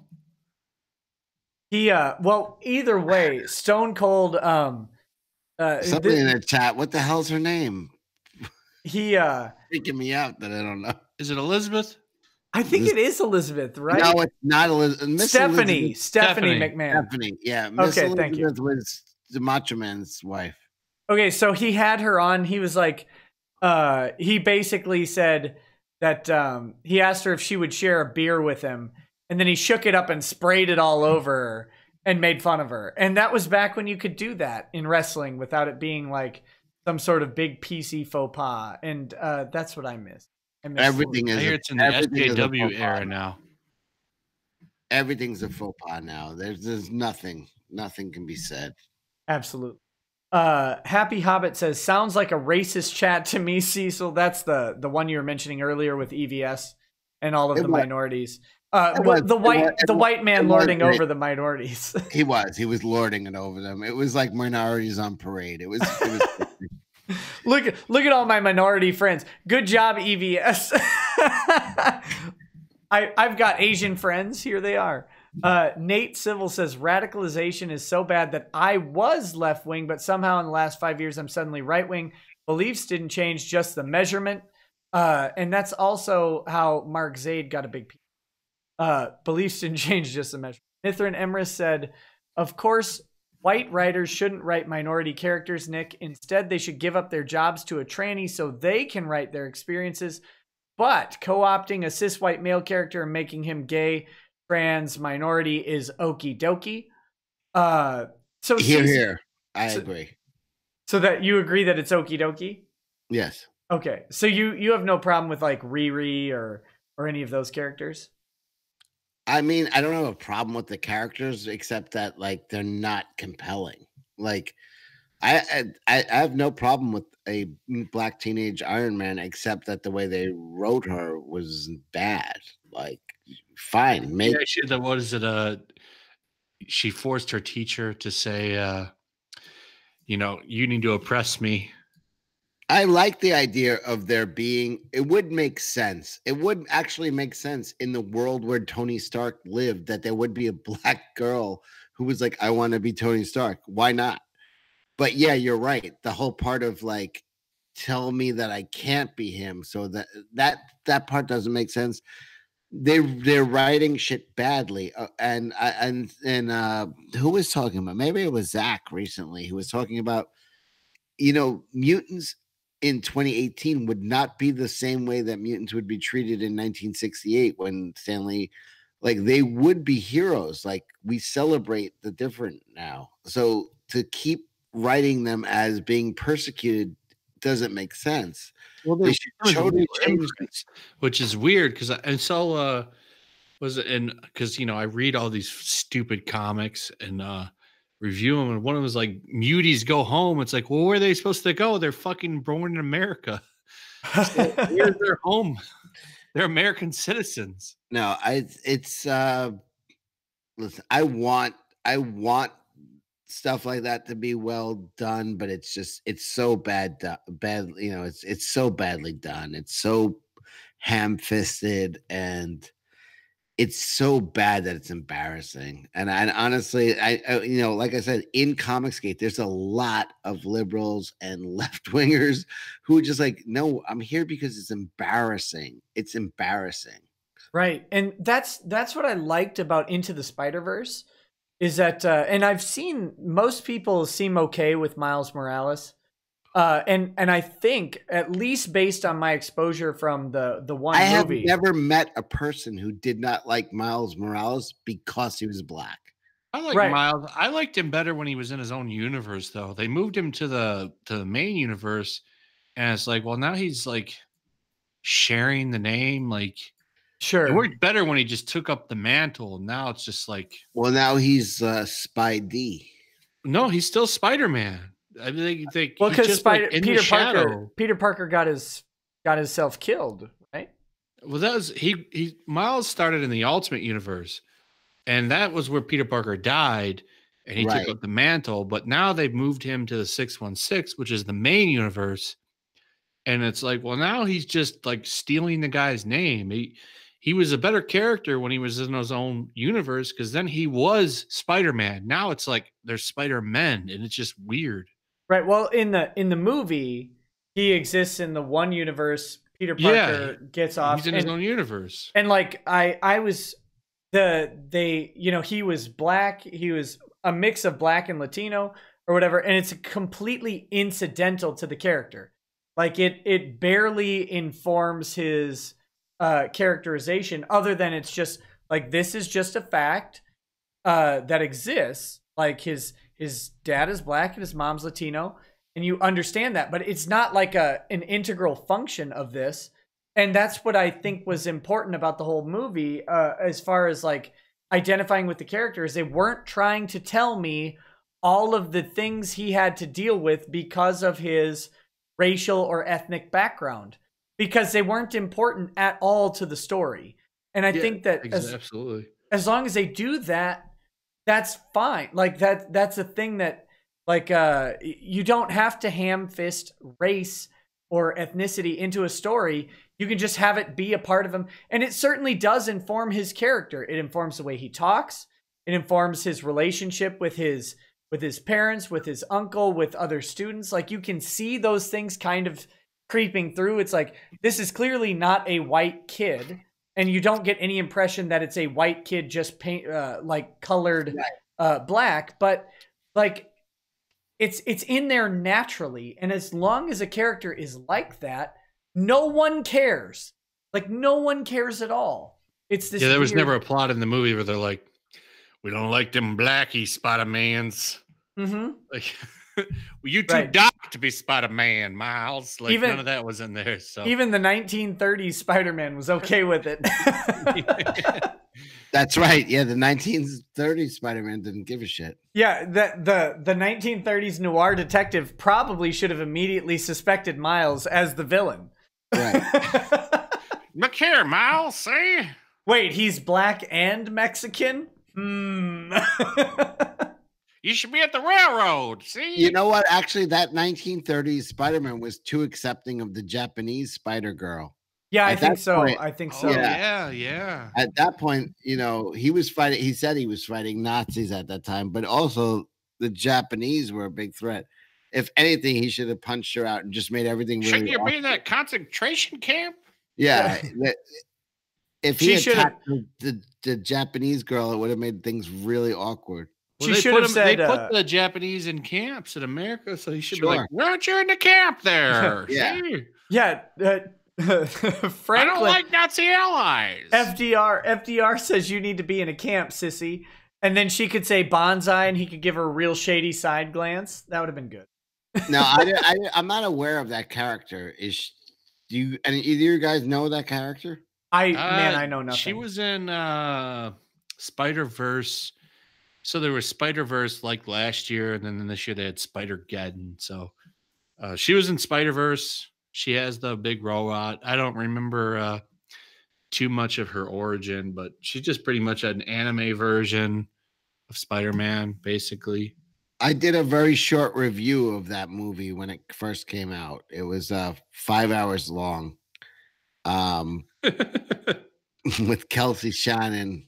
Is that where he goes, I love comics? Yes, that was it. I clipped that and put it at the end of one of my videos as a bonus. Yeah. No one nowhere says, at Cecil, your Spider-Verse review stream was amazing. Oh, yeah, it's legendary. I think it must be the most comprehensive review of Into the Spider-Verse. It's one of the few reviews that is twice as long as the movie. As any good review should be. If you look at any Bible commentary, it's way longer than right. So, okay. Rickard says, I wonder if the toxic masculinity labeling / craze will survive a major war or some economic collapse. My gut says they'll screech for masculine men. It's always good to have masculine men go fight your wars. Although I don't know right now. Things are so backwards. I think they might they might delude themselves into thinking, 5'1", 110-pound women are a better functional combat instrument than a 6 foot, 190-pound man. But I don't know. Well, we'll see in the future when they can get those exosuits rolling out. That probably won't matter as much. Yeah, if they do that, then women should immediately have to sign up for the selective service. I'm for it. I agree. In the future, all Americans will be over 300 pounds and have exoskeletons just to walk down the road. Walmart. I can't wait till we all have Walmart carts just all the time. Like battery. Like in that movie. Like the Disney movie with the little robot. Wally. Yeah, Wally. All the humans live in moving recliner lawn chairs. Anybody who's been to Disney World, immediately I was in Disney World about 2 or 3 years ago, and the first thing you say is this is Wally, because there are so many people in mobile carts just because of their size.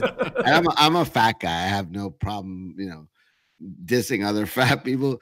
But literally, when you walk into Walt Disney World, it's jarring the amount of people in mobile carts. Not because they're injured, but just because they're gigantic. Help me out here, guys, because I have been to several water parks in my day. And what is it with an American water park that the average weight is like the Titanic? Like what is it that with fat people and water parks? Why would you even go to a water park if you're 350 pounds? Wouldn't you just avoid water parks at that point? Yeah, shouldn't you just be depressed in your kitchen eating eggs or something? Well, you could wear the big shirts, those big fat dudes wear the shirts. Yes, you always see the white shirt, white T-tops. I'm a fat guy. I avoid rock climbing. I'm that's not for me right now. But if I'm 400 pounds, I'm not hey kids, let's go to a water park. It'd be the last place. But you're right. You go to a water park and it's millions of gigantic people. Okay, you're walking around a water park. You're okay, all I'm going to see is fit people in swimsuits. It's going to be great. No, that's the ad. When you get there, it's everybody is 300 plus. And they're all just loafing in a chair, panting, or they're standing sweating because they have to stand up, standing in line for an hour. It's pit stains in their armpits. Yeah. Oh God. All of the sweat that's soaked into that Beastie Boys t-shirt from 1985. It's hot out here today. It's only 60. It's going to be that all that sweat is going to transfer into the lazy river. And do I want to get in that at all? I hate to say that there was a certain amount of pride I felt when I felt like I could stand for a while without sweating. Look, the safety strap closes on me. You ever been to an amusement park and the fat people get kicked off the ride? I'm sorry, sir. If the seatbelt doesn't buckle, get out of here. You can't stay on. Lawsuit. But seriously, I've never needed a seatbelt extender on a flight. And I've seen people need that, and it's whoa, that's got to be the wake up call when it's this seatbelt, and I'm a fat dude, and it's you still have to tighten it on me. It's not stretching. You still have to somebody out there is I need that other 3 feet of nylon. It's if that's not a wake up call, I don't know what the fuck is. Yeah, that being said, I gotta go heat up some pizza. Cecil, you're not you're not that fat buddy. You might be slightly larger. You're not. You're nowhere near that. Like 350. You're nowhere near like getting in the hot tub at the water park, and it actually overflows when you get in. Like, I'm under 250. If that. Oh yeah, you're barely even large. I'm a regular old fat guy. You're an average American, sir. Yeah, I'm a regular fat guy. But I went horseback riding with my nieces, and I actually said to the guy, I don't know, I was maybe 225 pounds at the time. I said, I feel bad. Am I too heavy to go on this horse? And the guy started laughing at me, and he's like, "You're the lightest guy that's been on this horse." Yeah, but the horse is like still like turning to look at you like, "Come on, buddy, this is not." He's like, "You're not even fat." Like, I was like, "Oh, this is great. I felt great." Yeah, I don't know what it is. Like, with all the kids, we've gone to a couple water parks, and it's always, I'm baffled. Why would you? Like, I feel bad when I'm like, whoops, I just spilled some. Good job, me. I feel bad when I'm like 10, 15 pounds heavier than I want to be. I'm like, oh God. But then some of these guys are just monstrous. Oh, how do you get on the rides? Like, how do you? Like, even now, at my weight, when I drop like a playing card on the ground, I'm like, I look at it like it's 1,000,000 miles away. Like, but like, what do you want to show off that crap? But what if you're 450 pounds? Like, oh, like, that's a fucking Jaws of Life scenario. Yeah, that's the thing. If your seatbelt doesn't buckle, you're like, wait, let me present a counter argument, sir. Before you kick me off the ride, I can wedge in here, and I'm not going anywhere. You'll have to pull me out, buddy. Well, I went on a cyclone this summer, and that was built in, I think, 1922 or something in Brooklyn. And it was me and another guy who was a little bit big, and then the guys were like, you got to switch. Just two like, and they put me next to my friend who was very thin. He's like 140 pounds, and then the dude, when they were putting the bar down, he didn't use his hand. He pushed down with his foot. It's like being on a boat. You got to distribute the weight, And I was like, I was wedged in there, and I was like, holy shit. But it was like, yeah, in 1922, I was literally like a carnival person. Yeah, you would have been huge back people then. Were paid to look at me. Like, now I'm just like a normal guy. Like, it's crazy. Oh yeah, my God. If you're fat and you want to feel really fat, go on a cyclone in Coney Island, Brooklyn. That shit was made way before fat people. Oh my goodness. I gotta go make another drink. Yeah, I'm gonna read a couple of these chats. Gojirify asks, is Cecil ready to tell his story yet? I don't know what that story is. I'll ask. I think Cecil might have stepped away. I'll ask him when he's back. Tech7 Ghost says, how do we fix the low quality in writing within major companies? I don't know. I don't know how you fix it.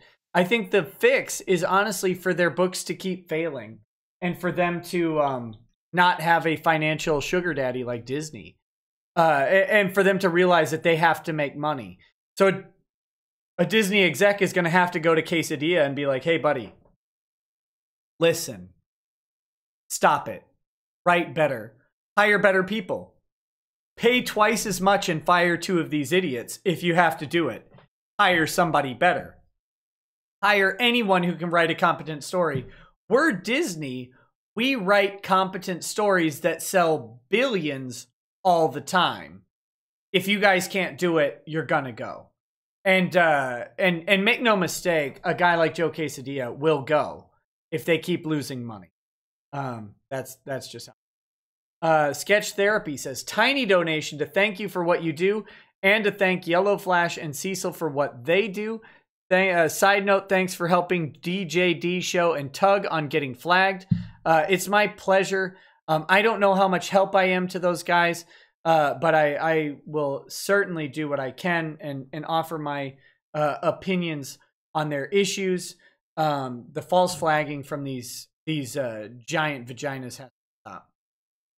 Keck7Go says, Soulja Boy got his website selling bootleg Chinese consoles, redirecting to Nintendo.com.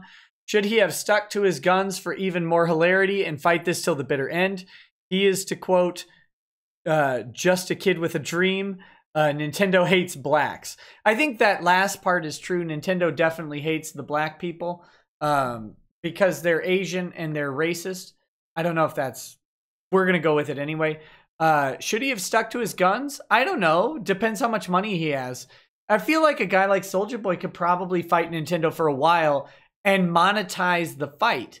That's the thing that gets me. Some of these people could monetize the legal fight in a very good way, but they don't. But I'm not in his financial position, so I don't know. Headrock says at Rekieta Law, you're right. I just wanted to say that so you'd read it. Please read it. I can't super chat. There you go, buddy. And then Sketch Therapy says Miles Morales equals Puerto Rican. Miguel O'Hara equals Mexa Spidey. There you go. I am not familiar with Miguel O'Hara. That's 2099 Spider-Man. Oh, okay. There you go. And he is Mexican, not just Puerto Rican. Not just Puerto Rican. What did you mean by not just Puerto Rican? Well, I don't know. What do I don't know what I mean. So Cecil, this is an opinion question while you're gone. First, Sketch Therapy would like to thank you and YellowFlash for what you do. So I wanted to make sure you heard that. You're welcome. Keck7Go says, how do we fix the low quality in writing within major companies? Do you have any idea? Hire on merit. The end. Ooh, ouch. Vicious. Yeah, I think that's right. But is there... So like hiring on merit is certainly a valid premise. How do they do that? Like if we're going to practically say, okay, Marvel says we're going to stop hiring based on whatever other metrics we're going on. We're now going to hire on merit. How do they go ahead and do that? Because it's going to cost more, right? Right. Oh, yeah. Well, It yeah. will cost more, of course, yeah. I wonder, I don't know how much they pay like top writers. So yeah, good writers like Donnie Cates and stuff that actually sell books for them, right? I don't know what they pay him versus Max Visaggio, Ooh. They pay them the same because hashtag equality. Oh, what yeah, are you talking no about? No pay differences. Yep. Hey guys, if you can chat with or interact with the chat for a minute, I'm gonna step away and go to the bathroom. I'll be right back. He's got to take a piss. Channing McDaniel, you can watch other two YouTubers besides the quartering. They'll get to the point faster. Like the quartering pads out to get 10 minutes for every video. You can go to some other YouTubers that have covered the Soulja Boy. Some people actually spent money to get the consoles and tear them down. I would go watch them.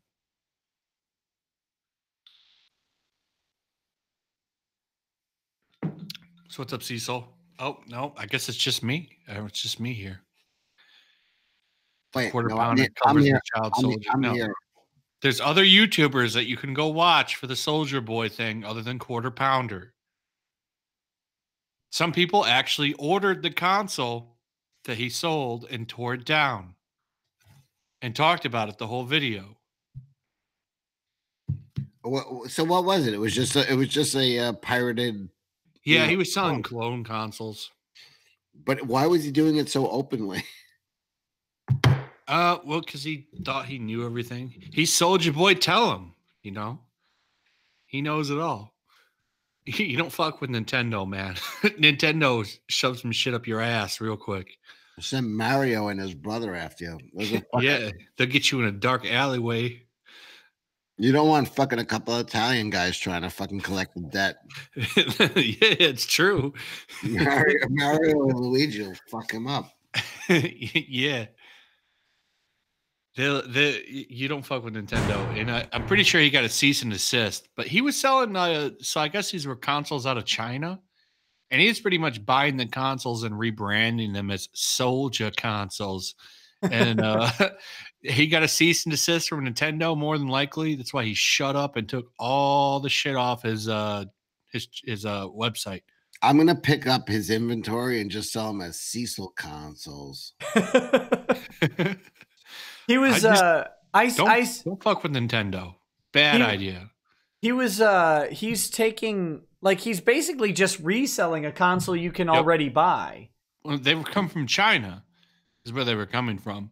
And China's really weird with so I don't know anything about law other than layman looking it up on websites real quick, And so Japan has a weird thing. They have no free fair use in Japan, I guess. And China is just a huge mess. Real quick, that noise was me closing the vault. Sorry. I didn't close it quietly because of the liquor.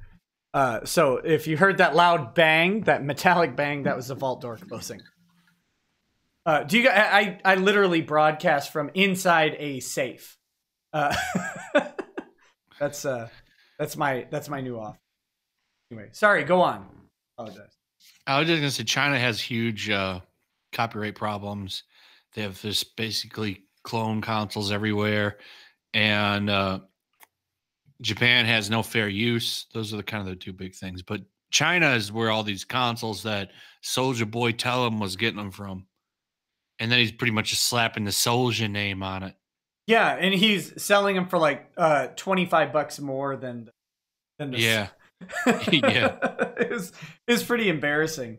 A lot of people have asked me to cover it, and I don't know. Other people have covered it very well, so I'm probably not going to. There's a really good guy. I forget the name of his channel. He actually ordered all the consoles, covered it really good, and he's like, let's tear this down, and he just starts banging them with a hammer and saws and shit. It's really good. That's why people are saying, don't go to Quarter Pounder, go to that guy's channel. He actually ordered the console and knows what he's talking about. Yeah, and the other guy to check out is Leonard French. And while I'm remiss to recommend Leonard French in general, on this time, like, Leonard French does intellectual property law. Like, that's his realm of business. So he did a video about the Soulja Boy consoles, or a stream about it or something. Go check it out. If you want like an informed legal opinion on the topic, French is probably a great place to go. It's Mad Little Pixel. Mad Little Pixel. Go to his channel. Yeah, I was watching his. Yeah. Oh, okay, yeah. He orders all the shit on that Soulja channel and gets like the watch, all of the game consoles, and he just destroys them. Mad Little Pixel. You want to like find out the gist of everything, go there. Not quartering. Go to Mad Little Pixel. You don't like quartering? No, I don't like quartering at all. I think he's a trendy. He just like chases trends. He steals content. He stole some lines from me, Tug. I think he's a piece of shit. I don't like him. I mean, that's just my hot take. Christopher Nelson says, "Is it cool to hate Jeremy Hambley?" Personally, I don't hate him. I don't watch his show, so I don't know. Well, I watched the show last week, and I was still waiting for him to get to the point. So, I've been on Jeremy's show, and I kind of like him. It's okay. Yeah, and that's fine. Like, I don't have any particular problem with him. He's always been a good guy as far as that. But I'm not in the video game world like you are, YellowFlash. So I just don't like him. I mean, I have nothing against the dude. I just don't like him. I don't like the guy. Like, I think he's a fucking skeptic. I think all those skeptics are snakes. He hangs out with all those snakes, and he's running around grabbing shit. He's literally like stolen a line from one of my videos, and he stole, like, Tug did a stream one time, and he took all of the he was obviously watching like Tug's stream. He took every topic that he covered and did videos on them. He's I just don't like the dude. I think I mean, I get why most people are popular, right? But like, I just don't get his popularity. I don't. He's like literally uglier mundane Matt. But ooh, that's brutal. I like I said, I have He literally tried to be a Count Dankula because a tranny whooped his ass. A tranny whooped his ass at a bar, and he's trying to turn that into him some kind of like messiah of anti-SJWism. Yeah, I never got it. I don't know about the branding of it. I mean, he definitely has a case if what he says is true. And I wish him the best in it. I don't personally like his content is not for me. So I don't watch it. Like wait, in his defense, that was not a tranny. It was just a guy who dresses in princess dresses. Oh, he's a guy in a dress. Yeah, the prettiest princess. The guy is also a karate instructor. Krav Maga. Don't you dare besmirch him. Sorry, some sort of. Yeah, and, to be fair, it wasn't a tranny and came up and it was he looked like a pretty jacked guy who just happened to wear princess dresses. Well, and I think to be fair as I can be, and you guys are free to say and have whatever opinions you want. I don't as fair as I can be to him is I don't think he reacted in the fight in any unreasonable way. I don't have any expectations of someone getting sucker punched, turning around, especially like Jeremy Hambley does not look like the type of guy who could turn a fight that was going negatively for him around. Is he like 6'7"? He's huge. He's a big dude. Why didn't you turn around and just knock him in the head? But he ran in. He's like, ah! He doesn't. He ran in the bar. He doesn't strike me as the type of guy. YellowFlash added that mincing scream. He just, if people like him, that's on you. I don't care. I just don't like the dude, and I'm not gonna lie and say I like him. No, because he's got 300-something thousand subscribers. I don't like the dude. I don't watch him all the time, but I've interacted with him. I like him. He seems like a nice guy. Yeah, I will say he's a big guy, but he does not strike me as the type of guy who is going to be effective in hand-to-hand combat. Just from what I've seen of him, he doesn't look like or seem like that type of guy. I think an in-shape 5'8" guy could take him apart. That's I think so too. And my statement on his case is that if what he says is true, which I don't have any particular reason to disbelieve it at this point, I think he's got a clear case because it doesn't matter. Wait a second, hold on. He went around saying on streams that he was doing this to prove a point and a revenge thing. Yeah, and that's okay. Like honestly, is that okay? You can do that? If the elements of the battery are true, then yes, you can choose, because pursuing a battery case is very expensive, especially the civil route for it. He's hired Bill Simmons or whatever, the lawyer for Steven Crowder. So he's hired a guy who's a partner at a firm. So, he's probably put in 15 to 20 grand in legal fees just for the initial filing. He should have gotten Mark Zaid. Yeah, he should have gotten Mark Zaid. But so he's probably put in 15, 20 grand into that initial filing. It's very expensive. And like choosing to do it is making a statement that this is not an okay thing to do, that assaulting someone randomly is not okay, as long as the underlying elements of the case are true. Now, even YellowFlash, even if he's 6'7", I mean, I'm a small guy, so not small, but short. Even at 6'7", like that, just because you're big doesn't mean that somebody has right to just come over and punch you in the face. Because what is he into, the Magic Gathering? Yeah, I don't think I would have been so open about getting my ass whooped by the prettiest princess. But it's just me.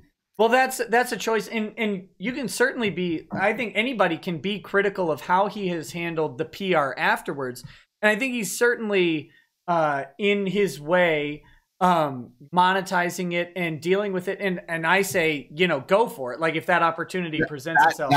You see, that's exactly Nick. I agree with you, and I think that's where YellowFlash has a problem. It's like he's monetizing this, but I'm like, good.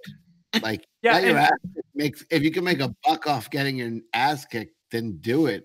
And he didn't, even if you don't like him, and I like him, but I mean, I can't say I would definitely monetize. I mean, I don't. The dude can do what he wants. I just don't like the guy. I totally understand. I mean, it's fun, but there's people in the chat. I should love him. Like, no, that's not gonna happen. I'm not trying to like all these followers because the chat's like hating on I him. would That's not fine. try to convince you to like him. If you don't like somebody, then that's fine. That doesn't bother me at all. If you don't like somebody, compassionate conservative. I'm like I hate a lot of people, Ace Wolf. So you can go suck his dick in his comments, man. I don't, No, I've known YellowFlash for a long time, and he hates most people. Yeah, I am pretty negative most of the time. And to be fair, to be brutally honest, some of the quarterings appearances on Killstream rubbed me the wrong way.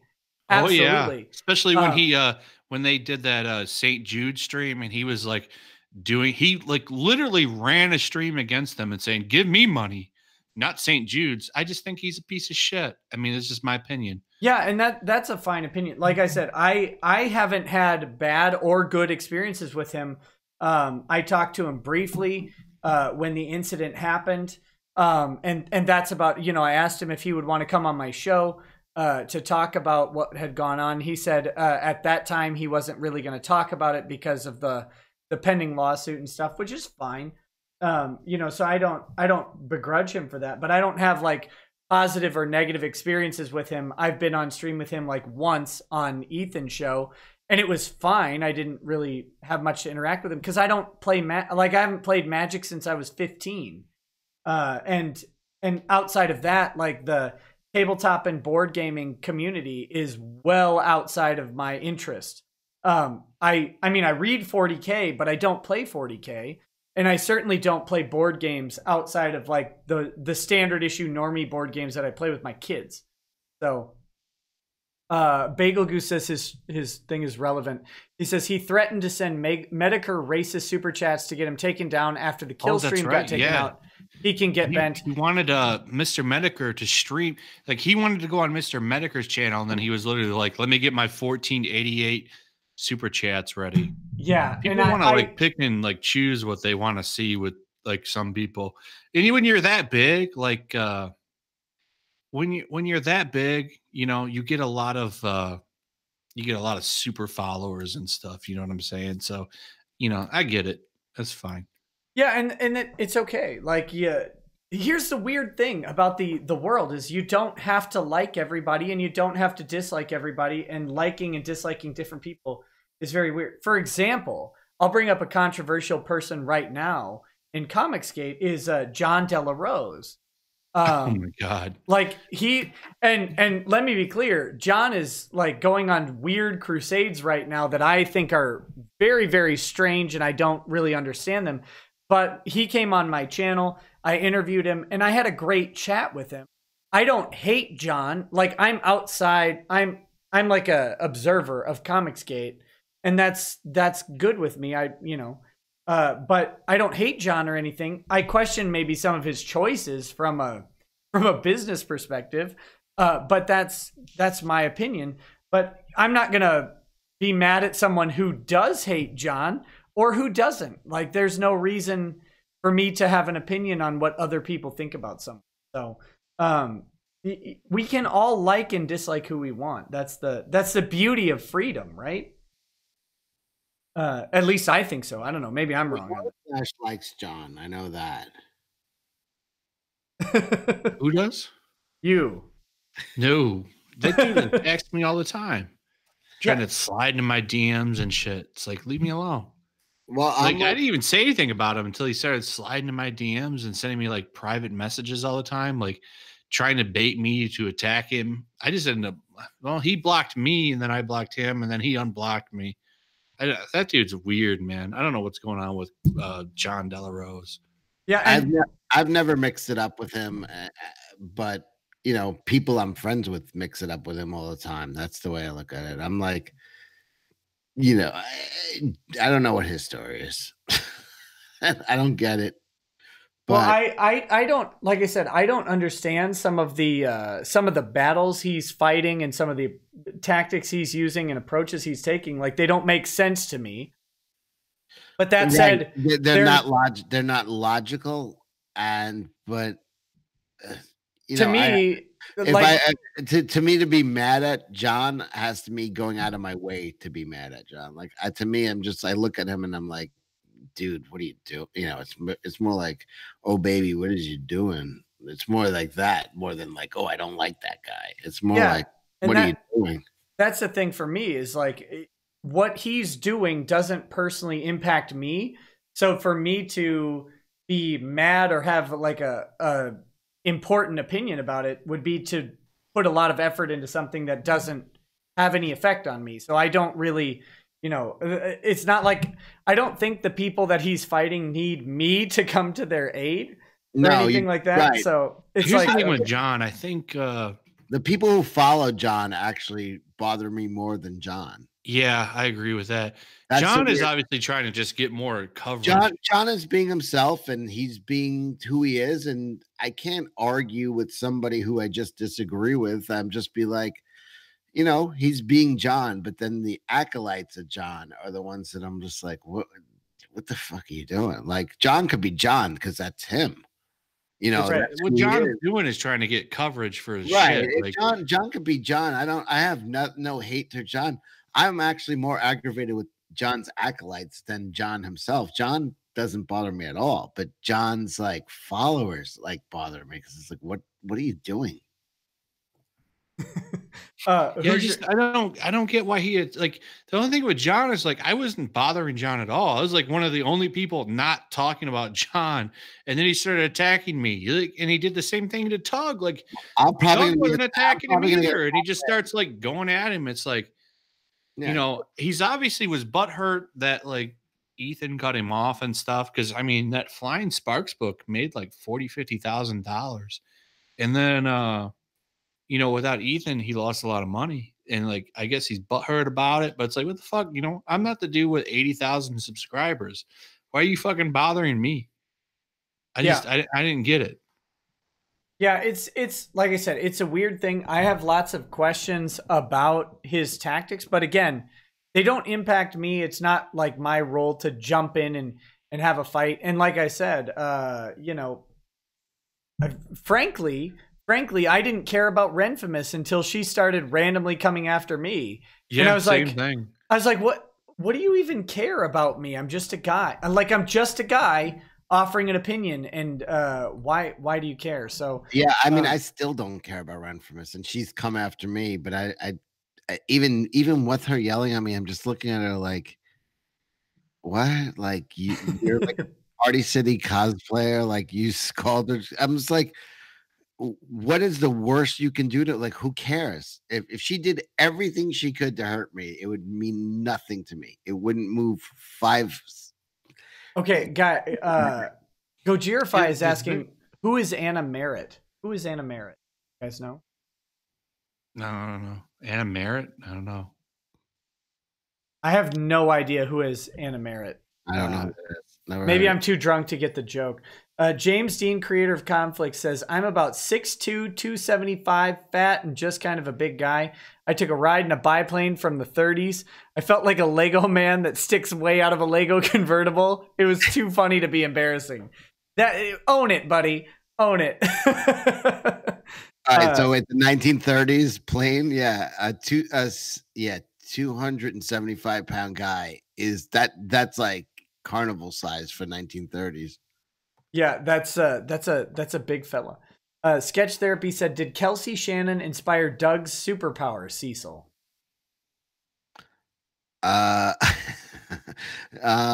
Everything I said about my comic book that I'm writing is going to be erased. It was total debauchery. Most of the stuff I discussed last night. I did a 6-hour stream. I gave the plot of my comic book, and most of the reason I was talking about it is because it was stuff that I was going to like discard. It was ridiculously bad, and I don't even want to repeat it on your channel. It was really, really bad, really bad. But Doug's power was the stink finger, and I teach him how to use the stink fist. Yes. That's all I'm going to say about that. Never Cold clarified that Anna Merritt it's a joke because YellowFlash, you said earlier that they would fix the bad writing by hiring on merit. On a merit. Yeah, on a merit. Oh, okay. There you go. Thank you.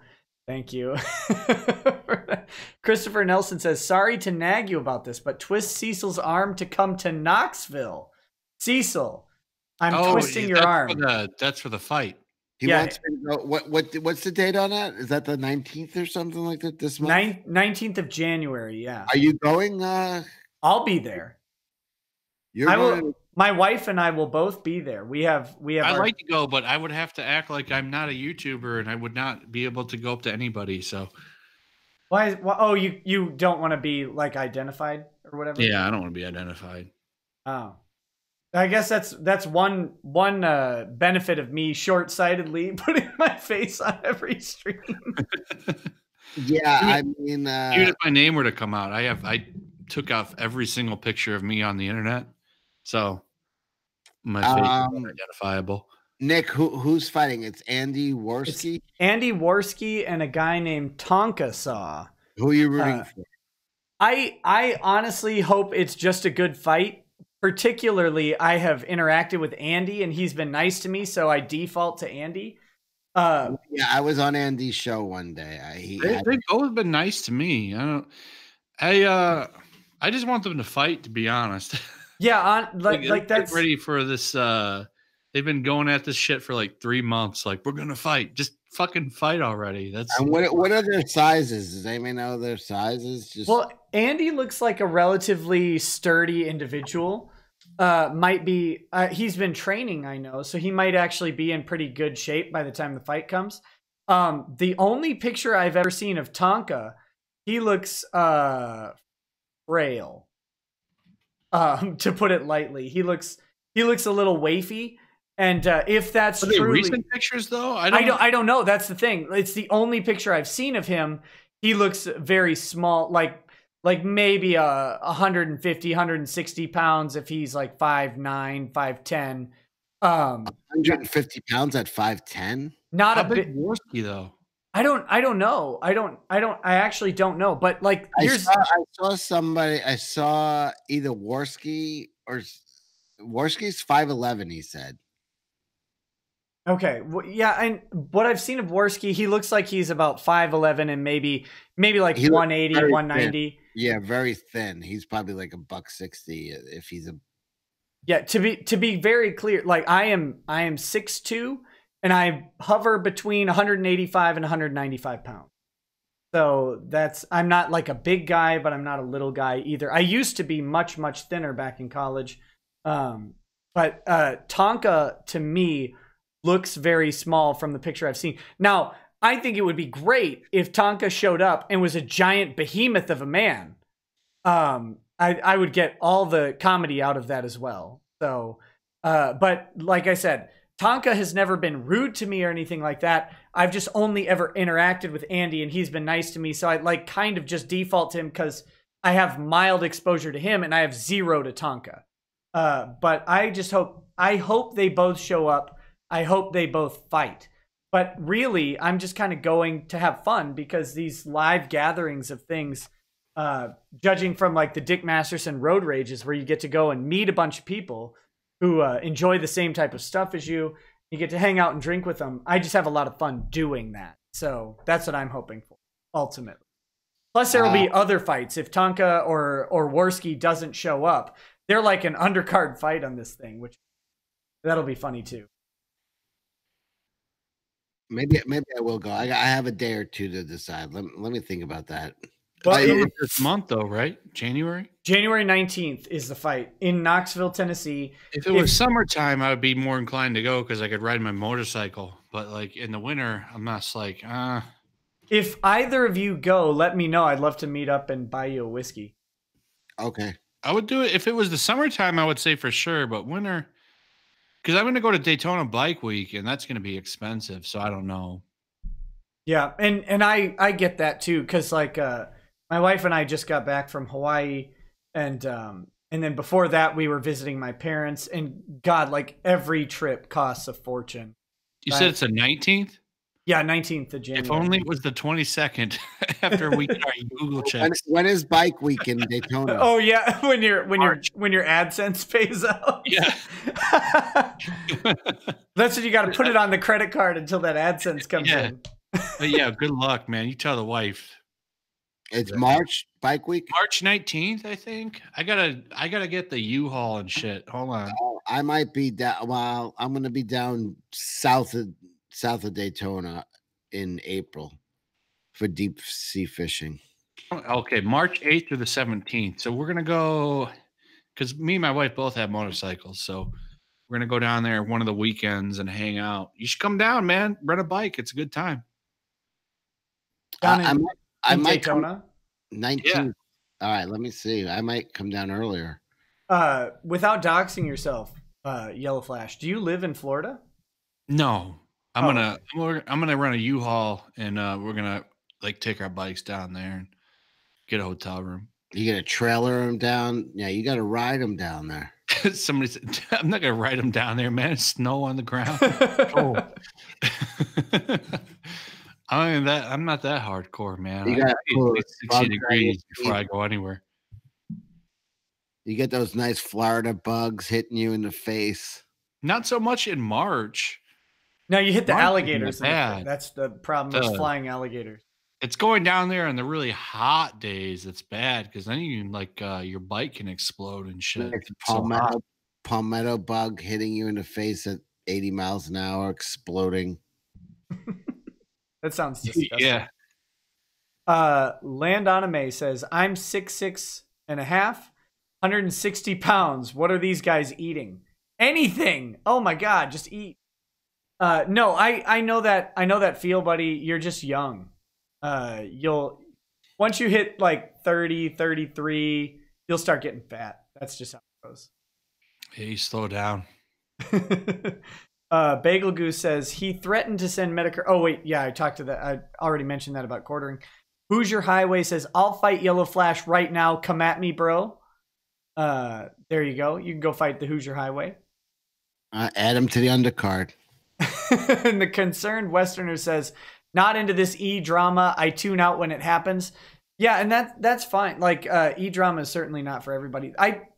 I cover it a little bit, but I try and stay away from it unless it's got a specific legal aspect personally. I do like the E-drama though, man. Like, I made a video on Mundane Matt the other day, did really good. Like, people, that's why look at Keemstar. Keemstar's whole channel is built on E-drama, and look how successful it was, you know?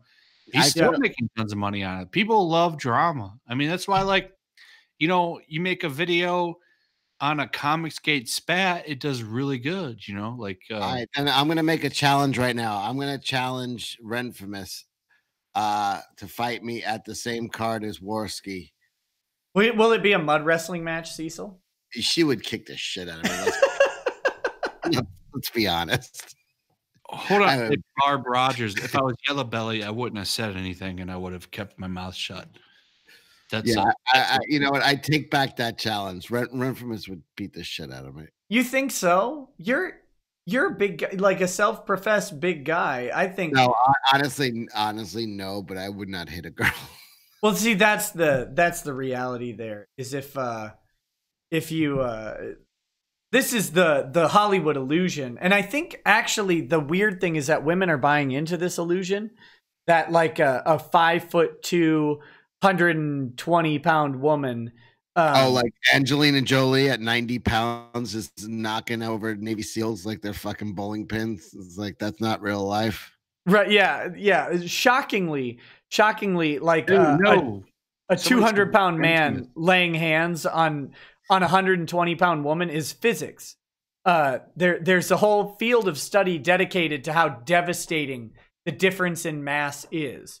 Not even the mass. 125-pound guy is way stronger than a 150-pound girl. I mean, yeah, absolutely. Their strength level is off the charts in comparison. Right, it's built different. But still, Renfamous would kick the shit out of me. Cecil, would you bang Renfamous? No, I mean, Listen, I'm not in a position. What if she gets a Sailor Moon cosplay?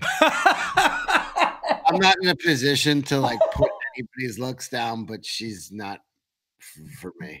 She could do a Sailor Jupiter, I think. She's not horrible, but I mean, she's a weirdo. I mean, which I normally. But usually the weirdos are the best in bed. Yeah, I mean, it's true though.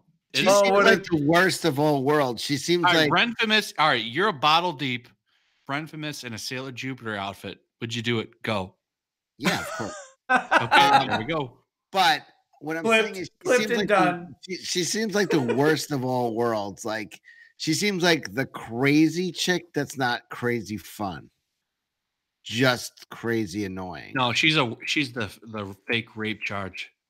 Yeah, like I don't know. I don't want to talk about it, but she's definitely not. I do gravitate towards like troubled women. But she's the one that I would see try and be like she's like there's no fun there. There's usually you pay the piper for being with a crazy girl, but you've had a lot of fun before you pay the piper. She's like, there's no fun. You're just paying the piper straight off the bat. There's no fun payoff. There's no fun there. That's a woman with there's no fun. Okay. I don't. This conversation is getting very disturbing. Okay. Wait, hold on. So the girl being disturbing doesn't matter much as long as she's physically. I've nodded my head and agreed with lots of things with girls I met at the bar. I used to be quite the whore back in the day. Attaboy. So you just like it don't have to be physically or mentally stimulating when you're at the bar just trying to get a piece of ass. Yeah, I really do. I really do care about the plight of the animals. Oh God, you're right. And I told you, I remember when I got my first motorcycle, it came with like a Honda club card. And I told this girl I was a motocross racer. I said, look, I have this card here. This is what you get when you're part of their team. And it worked, I assume. It did work, yes. Attaboy. Yeah. Let's see. Hoosier Highway says, don't stay at the Days Inn near Knoxville's airport. You could have just stopped at Days Inn. Sketch Therapy says, I'm 5'6", but I believe in the Second Amendment and the NAP. I believe in taking naps as well, but he means the non-aggression principle. And Landoname says, Sailor Jupiter is a baddie, tomboy-eyed schlick. A baddie tomboy-eyed schlick. She still looks good in that sailor outfit with the short skirt, so. All right. There you go.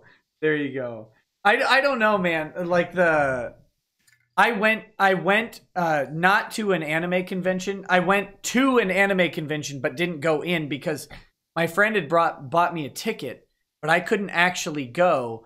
So then they wanted to give the ticket to someone else. So I had the ticket and I had to physically give it to the other person at the entrance to the anime convention, right? And just being there made me think about jumping off a building. I hated every second of it. So like the whole cosplay thing. Is there the anime convention? I've always go to the Comic-Con, so I don't. Well, I don't know. I didn't go inside. It was just a bunch of people dressed up like Final Fantasy characters. I like some good cosplay, but like I've never been to an anime convention because like the Comic-Cons I like because I don't go to any events. I go to the floor and go try to wheel and deal on books and maybe if I'm looking for the complete like a set, because you can go like everyone's got back issues. Sure. Yeah, so I'll try to like finish off some shit. Like that's what I do at a con. I don't know. I don't go to conventions because I just don't have time to do any of it. I do want to go to a Warhammer one. They all happen in England, and so they would take a massive amount of planning for me to go. Because I have to either bring Lady Rackets with me, or I have to get permission to leave her with 5 children without another parent there, and that's a lot to ask. So for me to go to like one of those conventions would be a massive thing. You mean you're not allowed to leave your wife with 5 kids to go to a Warhammer convention? I mean, I'm allowed to leave. I'm just not sure if I'm allowed to come back. That's it. You're right. Exactly. Wait, I have a question for YellowFlash. What rating as a number do you give Ren? Because I think you're kind of smitten with her from the way you talk about her. I'm just saying. I mean, I'm not saying that. What do you give her? Give her a number right now. I'll give her 5. All right, so you're not as smitten as I thought. I would give her a solid 5, and that's not a put down at all. I'd say 50% of the girls you meet are going to be worse looking than her, and 50% are going to be better looking than her. You know, You heard it here, ladies and gentlemen. I mean, I'd have to do a lot of work to become a 5. So I'm not. Believe me, Ren, if you're I'm not. This is not. She's listening. Yeah, I'm sure she's listening. But if she's not listening now, she'll be listening to the archive. Who's your highway? Yeah.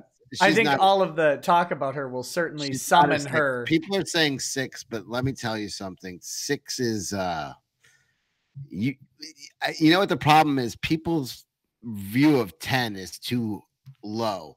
10 is like unattainable. I agree. 10 is rare. 10, like 10 is out there. Like when you say 6, I'm saying the highest you've ever met in your life is an 8.9. You know what I mean? Unless you live in a big city. If you're in LA, you've met maybe a 10 once or twice. But if you're not rich, you've never fucked. You've met 9. Like there are 10s out there. I've seen 10s, but like it's like seeing a unicorn. You're like, holy shit! Like that. If you're not rich, you've never fucked a 10. Right. It's sorry. So maybe you fucked a 30-year-old who was a 10, and you're the pool boy, and she married the dude for money, but you didn't bang her when she was a 10. She's probably fallen down to an 8. You can't say that these pictures of her when she was younger, she's a 10. Sketch therapy. Sketch therapy is thrown down the gauntlet. Says name a 10.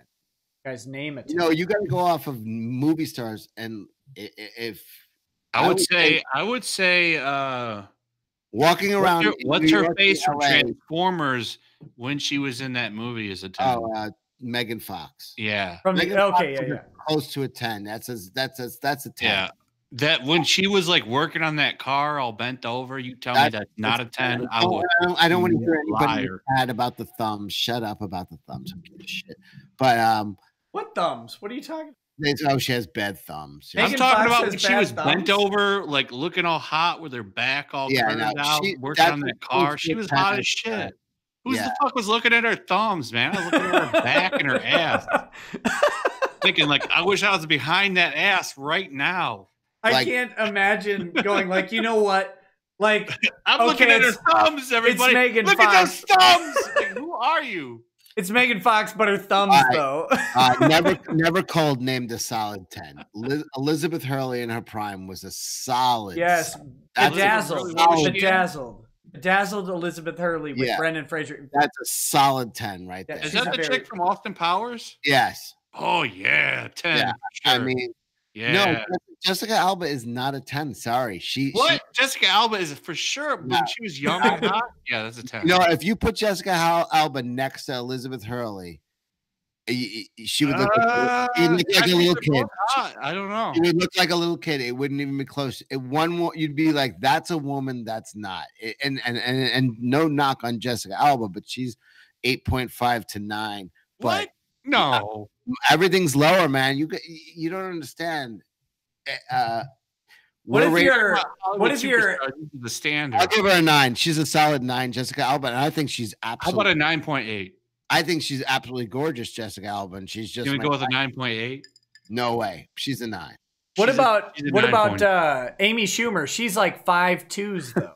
Too hot for TV. She's dressing down right now. She said, "I don't want to." Jennifer Connelly. Someone mentioned Jennifer Connelly was 9.5 to 10 for sure. Like she's in that range. Hold on, Amy Schumer. Have you heard about that? How she's like. I did a video on that where she's talking about like she needs less guys wanting to bang her. Disgusting. Yeah. Amy Schumer is like a solid. Oh, she's a solid whatever you're about to say for sure. Solid is true. Three.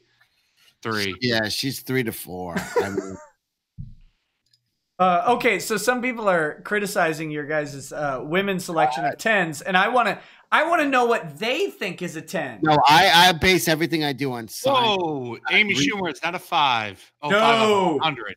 No. 5 out of 100. Okay. No, 5 out of she's not 100. 5 out of 100. She's a 4.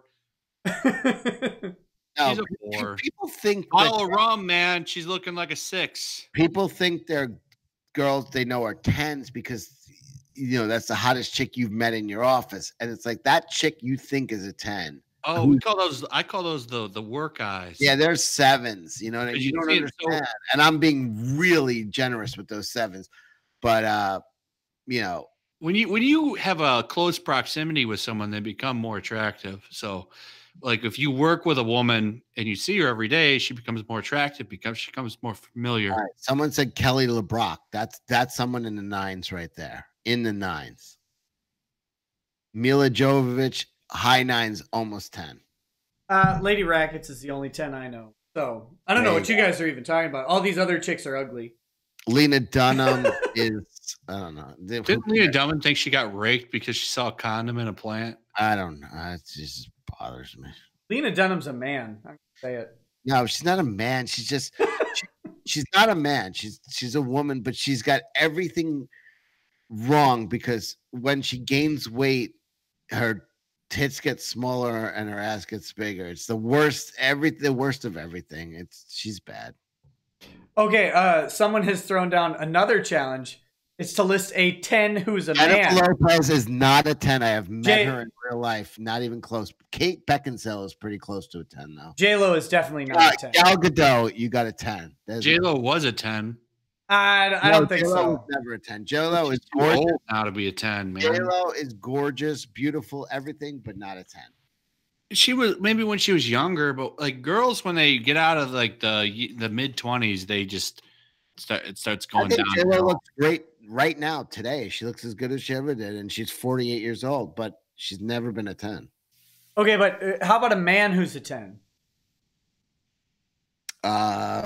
YellowFlash, Nick Rekieta. A man that's a 10. Let me think. Someone said Ryan Gosling. I think that's the easy way No, out. he's not a 10. He's not a 10 because he's not. Every woman in the world would not agree like that. He's, you know what I mean? Let me think of a 10 for a guy. An ungayest 10 for me, I would say. What's his name? Hugh Jackman. Hugh Jackman's a good-looking man. Yeah, Hugh Jackman is a guy who's universally the Superman guy. Also is what's his name? Oh yeah, that guy wins. Henry Cavill. Yeah, that's a 10 for a guy. That's a guy you could show to any very woman. muscular, very chiseled chin. Yeah, he's got all right. Yeah, that's a 10. But people are saying Cecil, Cecil, you're drunk and horny. Go to bed. William Shatner, maybe in the original Star Trek. No, he was never 10. My grandma was drooling over Henry Cavill. Bruce Jenner was a 10, of course. Yeah. Bruce Jenner is a 10. How dare you? And his name is Caitlin. Jackman's not a 10. I think Henry Cavill's a 10. Hemsworth is a 10. Hemsworth. 10. Wait, which one? Chris or Liam? Thor. Okay, Chris. Yeah. What about Captain America? Chris Evans, Captain America. Close, but not like no. I think that the Henry Cavill next to Chris Evans would probably be. It's the better one. Chris Hemsworth. Like people, everybody says, "Oh, that guy's a 10." Oh, wait a minute. We're measuring this wrong. Does Henry Cavill or Chris Hemsworth have more money? Oh, right. Yeah. There was a point where Chris Hemsworth has more money. He's more of a powerhouse now because he's the 10 then. That's like I think so. It's like the Matrix. You ever seen that video, the old fat dude doing like the hot chick Matrix? No. Oh, you should look that up. And I've seen it. But yeah, there is there's no doubt. I mean, I just spent like the last 2 days with somebody who was you know, beyond wealthy, wealth that like Was it an old rich lady? no, it was a guy, but over 500 million, probably in I say, brush. you know what you could do, Cecil, is this like And an old I elderly noticed that women that's found him rich. very, very attractive. Isn't You that could weird? woo an old rich woman. Give her Me? some of that Cecil delight. And then when she passes away, you could be on her yacht and all kinds of shit. The SS is I Cecil. love that you think I can outlive an old rich woman. Yeah, I'm.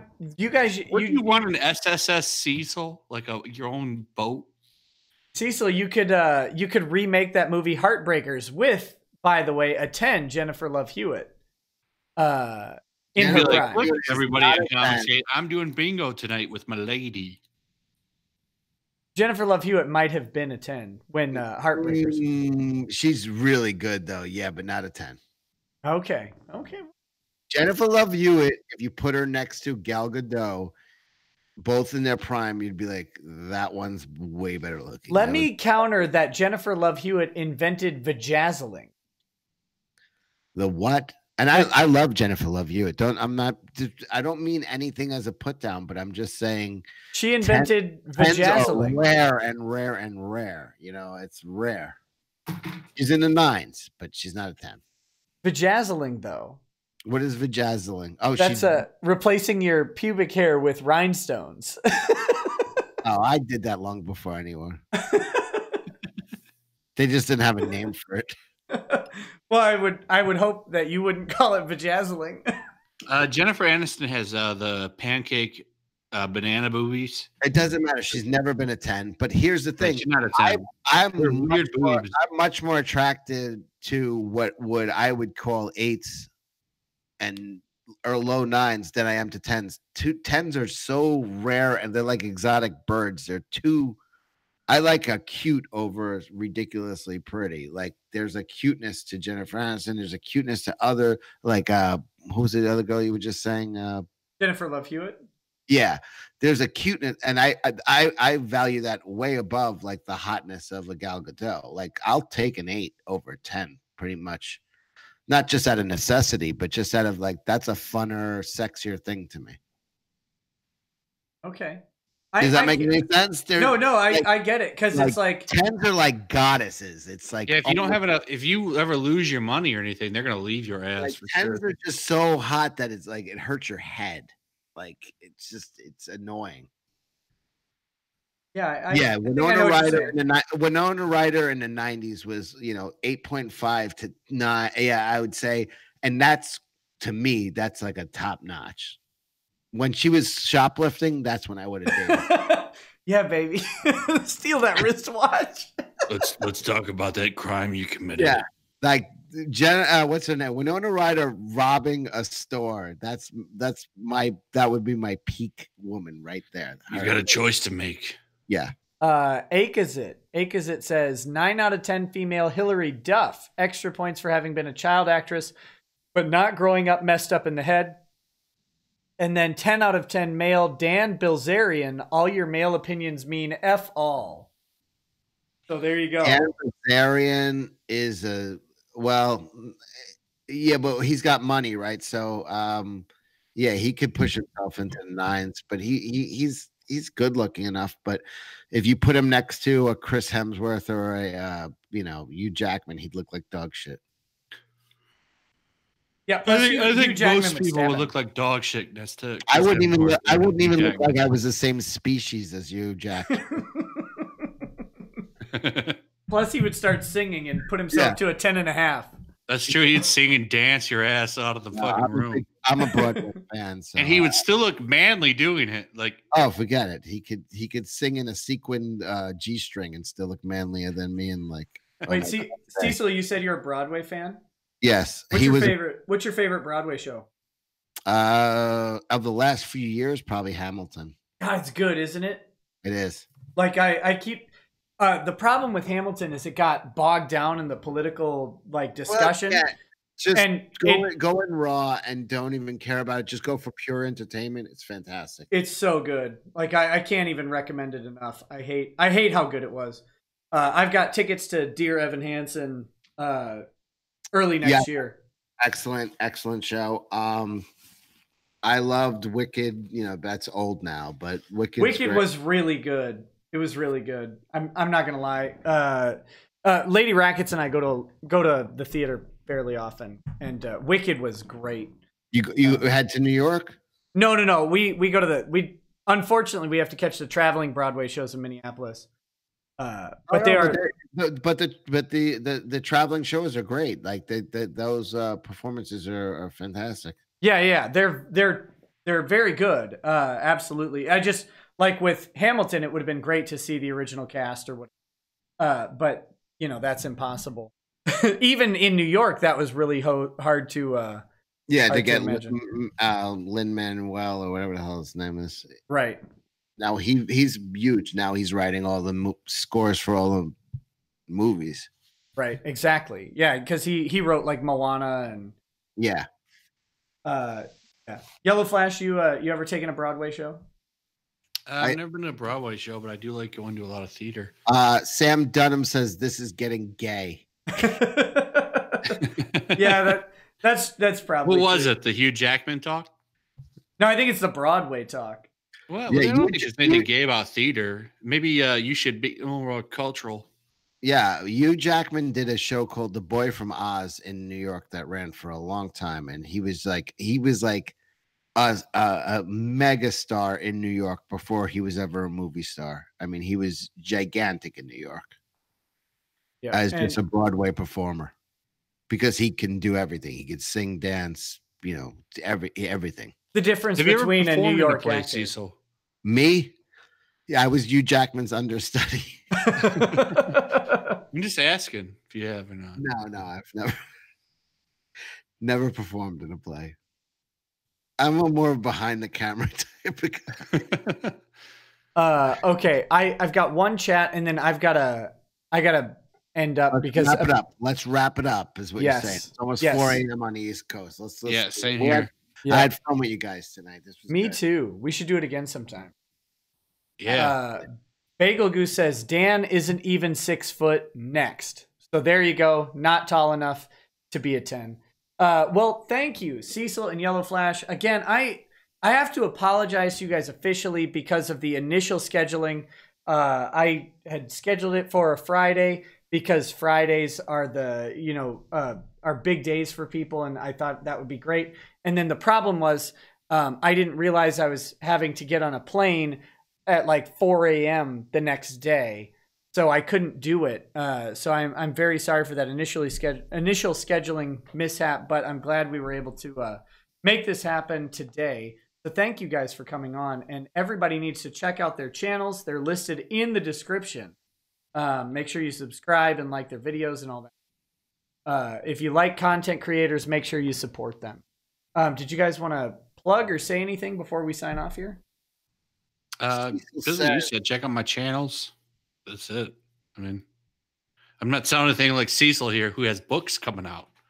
Oh yeah, I have to write them first. There's that whole step. Theoretically, I have books coming out. Well, there you go. Watch for Cecil's books. Make sure you also follow Cecil and YellowFlash on Twitter. Always entertaining tweets. Interesting commentary and criticisms and funny jokes, which is the most important thing in life. If you have any of these, whatever else you're thinking, jokes keep us human. All of the politics and arguing and infighting don't. The jokes are what unite us and allow us to go ahead and have disagreements and laugh through them. And that's the most important part, because we got to get along with everybody, or else we'd all kill each other and that'd be a mess. So thanks guys for coming on. I'm going to blank out the stream. If you guys could hang around. I like to say a warm goodbye to my guests and a cold goodbye to the chat. Thank you for hanging out. Bye everyone. See ya.